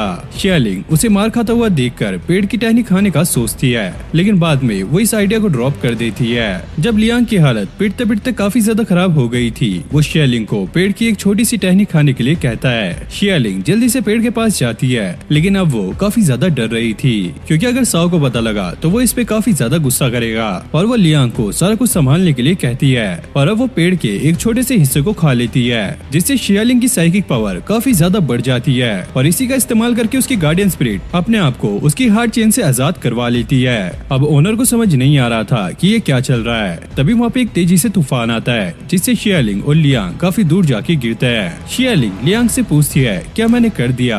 लियांग कहता है, हाँ तुम सफल रही। फिर हम शियालिंग के गार्डियन स्पिरिट को देखते हैं और ये देखने में काफी ज्यादा खतरनाक लग रहा था। लियांग शियालिंग से कहता है, तुम्हारे गार्डियन स्पिरिट की हालत देखने में सही नहीं लग रही है। और भाई वो ओनर इसे देखकर काफी ज्यादा खुश हो रहा था। शियालिंग की गार्डियन स्पिरिट मुंह से लेजर निकालने लगती है। ये देखकर लियांग शियालिंग से कहता है, हमें जल्दी से कोई न कोई रास्ता निकालना होगा, अगर इसने पेड़ पे अटैक कर दिया तो ये पेड़ भी डिस्ट्रॉय हो जाएगा। लेकिन जिसका डर था वो ही होता है। शियालिंग के गार्डियन स्पिरिट पे पेड़ के पीछे से कोई अटैक कर देता है तो वो भी बदले में उस पर अटैक करता है, जिससे ये पूरा पेड़ डिस्ट्रॉय हो जाता है और ये अटैक उसी ओनर ने किया होता है। अब वो पेड़ टूटने के बाद वहाँ से काफी तेज लाइट निकलने लगती है, जिसमें राक्षसा स्ट्रीट की सारी स्पिरिट खींची चली जा रही थी। अब वो ओनर ये कहने लगता है, ये ट्री ह्यूमन वर्ल्ड और स्पिरिट वर्ल्ड के बीच का एक बॉर्डर था, क्योंकि अब ये नहीं रहा तो सारी स्पिरिट ह्यूमन वर्ल्ड में खींची जा रही हैं। ये सुनकर शियालिंग काफी ज्यादा शॉक हो जाती है। फिर हम लियांग को देखते हैं, जो कि खुद भी ह्यूमन वर्ल्ड में खींचा जा रहा था और शियालिंग ये देखकर काफी ज्यादा शॉक थी, क्योंकि इससे हमें ये तो पता लग गया था कि लियांग खुद भी एक स्पिरिट है। अब हमें फिर से पास्ट का सीन दिखाया जाता है। इसमें ऐसे ही पास्ट प्रेजेंट दिखाया जा रहा है ताकि आपको स्टोरी अच्छे से समझ आए और आप कनेक्टेड रहो। लियांग यूजिन से पूछता है, तुम्हारे पास जो ये बॉक्स रखा है इसमें क्या है? वो कहता है, इसके अंदर काफी खतरनाक वेपन है जो कि सिर्फ वॉरियर बॉडी वाले को ही दिया जा सकता है। लियांग पूछता है, ये वॉरियर बॉडी क्या है? और वॉरियर बॉडी उसे कहा जाता है जिसके पास एक से ज्यादा गार्डियन स्पिरिट्स होती हैं। यहाँ पे लियांग अपने भाई को चाकू मारने से रुक जाता है और वो साओ से पूछता है, तुम कौन हो और मैं तुम्हें क्यों मारना चाहता हूँ? साओ कहता है, मैं तुम्हारा भाई हूँ और तुम्हें कुछ भी याद नहीं है और ये बंदा तुम्हें भड़का रहा है। अब साओ लियांग को सारा कुछ समझाने लगता है, तुम मेरे भाई थे, बचपन से मैंने तुम्हें पाला है, हमने एक साथ काफी ज्यादा ट्रेनिंग की थी और हमने काफी कुछ सहा है। और हाँ, बचपन में तुम मेरा हाथ पकड़ के सोया करते थे। जिसके बाद लियांग उसका दोबारा से हाथ पकड़ने लगता है और उसे भाई कहकर पुकारता है। अब लियांग को सारा कुछ याद आने ही वाला था, तभी लू आकर उसका हाथ थोड़ा सा आगे कर देता है जिससे साओ को वो चाकू लग जाता है और लू उसे कांग्रेचुलेट करता है, कांग्रेचुलेशन, तुमने अपने भाई को मार डाला। अब लियांग साओ से कहता है, मैं तुमसे काफी ज्यादा हेट करता हूँ लेकिन पता नहीं तुम्हें मारते हुए मुझे रोना क्यों आ रहा है। अब लियांग को हम उसके माइंड में देखते हैं और साओ ने उसे जो भी कहा था वो सारा कुछ याद करने की ट्राई कर रहा था लेकिन उसे कुछ भी याद नहीं आता। तभी वहाँ पे एक सॉन्ग प्ले होने लगता है जो कि बचपन में साओ उसे सुनाया करता था। तभी लियांग को वहाँ पर एक उंगली दिखाई देती है, जैसे वो उसको पकड़ता है उसको सारी मेमोरी याद आने लगती है। अब साओ लियांग से ये कह रहा था, मुझे माफ करना, मैं एक अच्छा भाई नहीं बन पाया, मैं तुम्हें प्रोटेक्ट नहीं कर पाया। और इतना कहते ही वो यहाँ पर मर जाता है। ये देखकर लियांग काफी तेज तेज रोने लगता है। लू उसे शांत रहने के लिए कहता है लेकिन वो ऐसा नहीं करता तो लू उस पर अटैक करने ही वाला था, लेकिन राक्षसा स्ट्रीट के आसमानों में तेज तेज कुछ हलचल होने लगती है और एक जोरदार बिजली लियांग पे गिरती है जिसे देखकर यूजिन ये कहता है, लियांग के पास बचपन से ही कोई साइकिक पावर नहीं थी और ना ही हम उसे डिटेक्ट कर पाए। और अब मुझे समझ आ रहा है ऐसा क्यों था, क्योंकि लियांग की बॉडी एक स्पेशल टाइप की बॉडी है, यानी कि सॉलिड बॉडी, दूसरे शब्दों में कहें तो एक वॉरियर बॉडी। और इसके बारे में लू को भी कुछ नहीं पता होता। अब येन उसे बताने लगता है, एक नॉर्मल बंदे के पास सिर्फ एक ही गार्डियन स्पिरिट होती है लेकिन वॉरियर बॉडी वाले बंदे के पास एक से ज्यादा गार्डियन स्पिरिट होती है और उनकी साइकिक पावर भी काफी ज्यादा होती है। ये सुनकर लू की काफी ज्यादा फटने लगती है, अरे ये मैंने क्या कर लिया। अब यूजिन खड़ा होकर उस बॉक्स को ओपन करता है जिसके बारे में लियांग ने शुरू में उससे पूछा था और इसके अंदर एक लेजेंडरी वेपन था और यूजिन उस वेपन के बाहर आते ही अपने आप को सैक्रिफाइस कर देता है और उसकी सील को तोड़ देता है। अब उस वेपन में से काफी सारी गार्डियन स्पिरिट्स बाहर आने लगती है जिन्हें जर्नल कहा जाता है। अब वो ये देखकर हैरान थे कि यूजिन ने अपने आप को सैक्रिफाइस करके उनको आजाद कराया। यूजिन उन्हें ये बताता है, यही लड़का साओ फैमिली का वंशज है। अब एक सूचू नाम की गार्डियन स्पिरिट यहाँ पे बाहर आ जाती है और वो यूजिन से ये वादा करती है कि वो मरते दम तक लियांग की रक्षा करेगा, लेकिन वो सारी गार्डियन स्पिरिट इसके लिए तैयार नहीं थी। यूजिन उन्हें समझाने लगता है, मैं इनकी फैमिली के साथ काफी टाइम से रहा हूँ और मुझे पता है कि लियांग एक काफी खतरनाक वॉरियर बनने वाला है। और इतना कहते ही वो खत्म हो जाता है और इन जनरल्स के पास और कोई रास्ता नहीं था तो वो लियांग को फॉलो करने का वादा करते हैं, जिससे लियांग की पावर काफी ज्यादा बढ़ चुकी थी। जिसके बाद अब वो अपने भाई की बॉडी को साइड रख देता है और उस वेपन को उठा लेता है और लियांग की आंखें भी चमक रही थी। लू उसे देखकर कहता है, ये वॉरियर बॉडी कुछ नहीं होती और यन को उन पे अटैक करने के लिए कहता है, लेकिन सूचू उसे एक बच्चे की तरह उठा लेता है। अब लियांग लू की तरफ बढ़ने लगता है और लू की काफी ज्यादा फट रही थी। जिसके बाद लियांग उसके एक जोरदार पंच मारता है। फिर हमें प्रेजेंट में साइलेंट बॉय को दिखाया जाता है जो कि डेड आइलैंड पे साओ से मिला था। इसके साथ यहाँ पर इसके 2 पहरेदार भी थे। अब ये पहरेदार ये बात कर रहे थे, जिस जगह से ये लाइट आ रही है वो जनरल साओ का इलाका है, यानी कि राक्षसा स्ट्रीट का जो बॉर्डर है वो टूट चुका है। अब सारे कांस्टेबल ये चीज देख रहे थे और वो कहते हैं कि इस चीज से स्पिरिट वर्ल्ड को भी खतरा हो सकता है, तो वो इसे रोकने के लिए हीरोज होल की बात कर रहे होते हैं। और यहाँ पे राक्षसा स्ट्रीट में सारी स्पिरिट्स ह्यूमन वर्ल्ड में खींची जा रही थी। लियांग भी वहाँ पर जाने ही वाला था, लेकिन शियालिंग उसे बचा लेती है। लियांग उससे कहता है, मुझे माफ करना, मैंने तुम्हें नहीं बताया कि मैं एक स्पिरिट हूँ। शियालिंग कहती है, मुझे इससे कोई भी फर्क नहीं पड़ता, बस मुझे तुम्हें बचाना है। अब यहाँ पे साओ सूचू के साथ उस मॉन्स्टर से फाइट कर रहा था। ये एक प्लान बनाते हैं। सूचू उस मॉन्स्टर के बीच में एक घेरा बना देता है और साओ उसके ऊपर फायर से अटैक करता है। है और वो मॉन्स्टर एक पोर्टल में गिर के गायब हो जाता है और तभी अचानक वहाँ पे अलग अलग पोर्टल खुलने लगते हैं। साओ राक्षसा स्ट्रीट से निकल रही लाइट को देखता है और वो समझ जाता है कि वो बॉर्डर टूट चुका है और उसे अपने भाई और शियालिंग की चिंता हो रही थी। यहाँ पे शियालिंग ने लियांग को पकड़ रखा होता है। लियांग कहता है ये सारा कुछ उस पेड़ के टूटने की वजह से हो रहा है, अब चाहकर भी कोई इसे ठीक नहीं कर सकता। लियांग अब आगे जाने ही वाला था लेकिन शियालिंग उसे दोनों हाथों से पकड़ लेती है और यहाँ पे किंगडम ऑर्गेनाइजेशन का ओनर शियालिंग की गार्डियन स्पिरिट को उसके लिए काम करने के लिए कहता है। अब साओ राक्षसा स्ट्रीट में जाने के लिए एक से दूसरे पोर्टल में जंप कर रहा था, जिसके बाद वो एक रूम में आता है जब सैंटोंग जमीन पर बैठा होता है। अब साओ उसे हाथ लगा के राक्षसा स्ट्रीट के बारे में कुछ पूछ रहा होता है लेकिन तभी सैंटोंग नीचे ही गिर जाता है, यानी कि वो मर चुका है और लगभग इसे मरे हुए 3 से 4 महीने हो चुके हैं। और जमीन पे उसने कॉन्स्टेबल्स के लिए कुछ मैसेज भी लिखा होता है। किंगडम ऑर्गेनाइजेशन का ओनर सिर्फ अकेला नहीं है जो कि स्पिरिट वर्ल्ड पे कब्जा करना चाहता है, एक न्यू सीक्रेट फोर्स भी तैयार हो रही है। और साओ समझ जाता है अभी तक जो सैंटोंग बनकर घूम रहा था दरअसल वो सैंटोंग नहीं बल्कि एक बहरूपिया था। यहाँ पे ओनर शियालिंग को नीचे गिराने की ट्राई कर रहा होता है लेकिन शियालिंग उससे बच जाती है और उसके बाल खींचने लग जाती है। अब वो ओनर शियालिंग पे अपनी मैजिक से अटैक कर देता है और लियांग अब ह्यूमन वर्ल्ड में खींचा जा रहा था लेकिन तभी साओ आकर उसे बचा लेता है। मैं तुम्हें दोबारा नहीं मरने दे सकता। अब ये ओनर ये कहता है आखिरकार तुम यहाँ पर आ ही गए तो चलो अब मैं तुम्हें दिखाऊंगा कि असली पावर क्या होती है। जिसके बाद वो अपने मॉन्स्टर को यहाँ पे समन कर लेता है, यानी कि ये इसकी एक गार्डियन स्पिरिट है, जिसके बाद ये इसके साथ कंबाइन हो जाता है और एक काफी खतरनाक मॉन्स्टर बन जाता है। जिसके बाद ये दोनों अब फाइट करने लगते हैं। साओ उस पे अपनी फायर से अटैक करता है लेकिन वो ओनर उस अटैक को शियालिंग की गार्डियन स्पिरिट की तरफ डाइवर्ट कर देता है तो शियालिंग का गार्डियन स्पिरिट भी साओ पे अटैक कर देता है लेकिन तभी सूचू आकर उसे बचा लेता है। जिसके बाद सूचू अब उससे फाइट करने लगता है, वहीं साओ उस ओनर से फाइट कर रहा था। अब ओनर साओ पे भारी पड़ रहा था और वो उसे हार मानने के लिए कहता है लेकिन साओ ऐसा नहीं करता और वो एक और गार्डियन स्पिरिट को बाहर निकाल लेता है, यानी कि इसकी बॉडी एक वॉरियर बॉडी है और इसके पास काफी सारी गार्डियन स्पिरिट्स हैं। और हमें ये भी पता लगता है जो अभी साओ है वो बचपन का लियांग है और जो लियांग है वो बचपन वाला साओ है, यानी कि अपना नाम चेंज करके रह रहे हैं क्योंकि साओ तो बचपन में मर ही गया था। और हमें ये भी पता है कि लियांग के पास वॉरियर बॉडी थी, तो अब से हम साओ को लियांग बोलने वाले हैं और लियांग को साओ यानी कि करेक्ट नाम बोलेंगे। अब ओनर लियांग की न्यू गार्डियन स्पिरिट को देखकर डर जाता है। लियांग कहता है तुम चिंता मत करो, ये तुम्हारे से फाइट नहीं करेगी बल्कि ये शियालिंग की गार्डियन स्पिरिट से फाइट करने के लिए आया है। और वो कहता है तुम चिंता मत करो, तुमसे तो मैं ही फाइट करूंगा।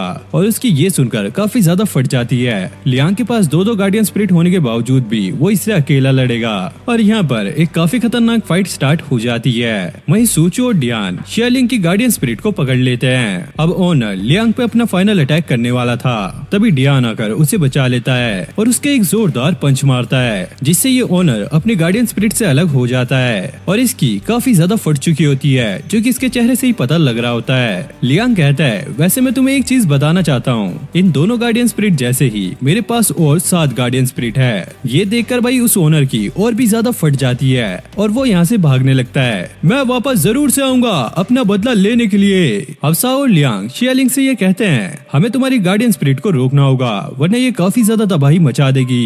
तभी वहाँ पर सैंटोंग आ जाता है और लियांग उसे काफी गुस्से से देख रहा था क्योंकि असली सैंटोंग काफी टाइम पहले मर चुका है और ये काम इसी बंदे का है। अब सैंटोंग अपने गार्डियन स्पिरिट की मदद से उस होल को बंद कर देता है जो कि उस पेड़ टूटने की वजह से बना था। शियालिंग उस पे चिल्लाने लगती है तुम अभी तक कहाँ पर थे, ये तुमने पहले क्यों नहीं किया। लियांग उसे बताने लगता है दरअसल ये असली सैंटोंग नहीं है क्योंकि असली सैंटोंग काफी महीने पहले मर चुका है। लियांग अब उससे ये पूछने लगता है आखिरकार तुमने ये सब क्यों किया। सैंटोंग बताता है दरअसल मैं शुरू से ही इस बड़े पेड़ को डिस्ट्रॉय करने का सोच रहा था जो सिर्फ शियालिंग की गार्डियन स्पिरिट ही कर सकती थी और इसीलिए मैं इसको यहाँ पर लाया। शियालिंग ये सुनकर काफी ज्यादा उदास हो जाती है। वो कहता है इतना उदास होने की जरूरत नहीं है क्योंकि तुम इस पेड़ को दोबारा से उगा सकते हो, लेकिन उसके लिए तुम्हें रियर प्लांट्स के पार्ट्स चाहिए होंगे जो कि तुम्हें अलग अलग स्ट्रीट में मिल जाएंगे। लेकिन लियांग उसे चुप रहने के लिए कहता है क्योंकि वो उसे सजा देना चाहता है। सैंटोंग कहता है तुम्हें अपने आप को ज्यादा फोर्स नहीं करना चाहिए क्योंकि तुम पहले ही काफी ज्यादा थक चुके हो इन 2 गार्डियन स्पिरिट को समन करके, तो अब तुम्हें रेस्ट रेस्ट की जरूरत है। अब शाम होते ही शियालिंग के गार्डियन स्पिरिट में से ब्लैक एनर्जी बाहर निकलने लगती है, जिससे एक पोर्ट तैयार होता है और इसके अंदर किसी को भी रिवाइव करने की पावर है और इसी चीज का यूज करके लियांग साओ को जिंदा कर सकता है। तभी शियालिंग की जो गार्डियन स्पिरिट होती है वो बेहोश हो जाती है और थोड़ी देर बाद उसे होश भी आ जाता है और वो शियालिंग को मास्टर कह के पुकारती है। अब लियांग के कहने पर शियालिंग अपनी गार्डियन स्पिरिट से कहती है अपनी रिवाइव करने वाली पावर तुम लियांग को दो, लेकिन ली जो कि इसकी गार्डियन स्पिरिट है वो मना कर देती है। मैं ऐसा नहीं कर सकती क्योंकि वो पावर मैंने काफी पहले यूज कर ली थी। अब ये सुनकर सैंटोंग कुछ भी नहीं कहता और उनको गुड बाय बोलकर यहाँ से चला जाता है। अब शियालिंग साओ से माफी मांगने लगती है। साओ कहता है कोई बात नहीं, ये तो अच्छा ही हुआ क्योंकि किंगडम ऑर्गेनाइजेशन अब तुम्हारी गार्डियन स्पिरिट के पीछे नहीं रहेगी और अब तुम अपने ह्यूमन वर्ल्ड में जाके आराम से रह सकती हो। शियालिंग ऐसा करने से मना करती है। मैं तुम्हारे साथ रहकर इस पेड़ को दोबारा से ठीक करने में मदद करूंगी। अब हम रात में लियांग और साओ को एक साथ देखते हैं। साओ का ये मानना था क्योंकि शियालिंग यहाँ पे अकेले उस पेड़ को ठीक नहीं कर सकती, तो वो लियांग को उसके साथ ह्यूमन वर्ल्ड में जाने के लिए कहता है और खुद वो एक स्पिरिट है तो वो ह्यूमन वर्ल्ड में नहीं जा सकता और लियांग कहता है मैं फिर से तुम्हें अकेला नहीं छोड़ सकता। फिर हमें एक फ्लैशबैक दिखाया जाता है जहाँ पे लियांग साओ को खोने के बाद काफी ज्यादा गुस्से में था और वो लू को काफी बुरी तरीके से मारता है और यहाँ पर वो अपने वेपन का भी इस्तेमाल करता है जिससे चारों तरफ आग भी लग जाती है। अब इतनी मार खाने के बाद भी लू की अकड़ बिल्कुल भी नहीं गई थी।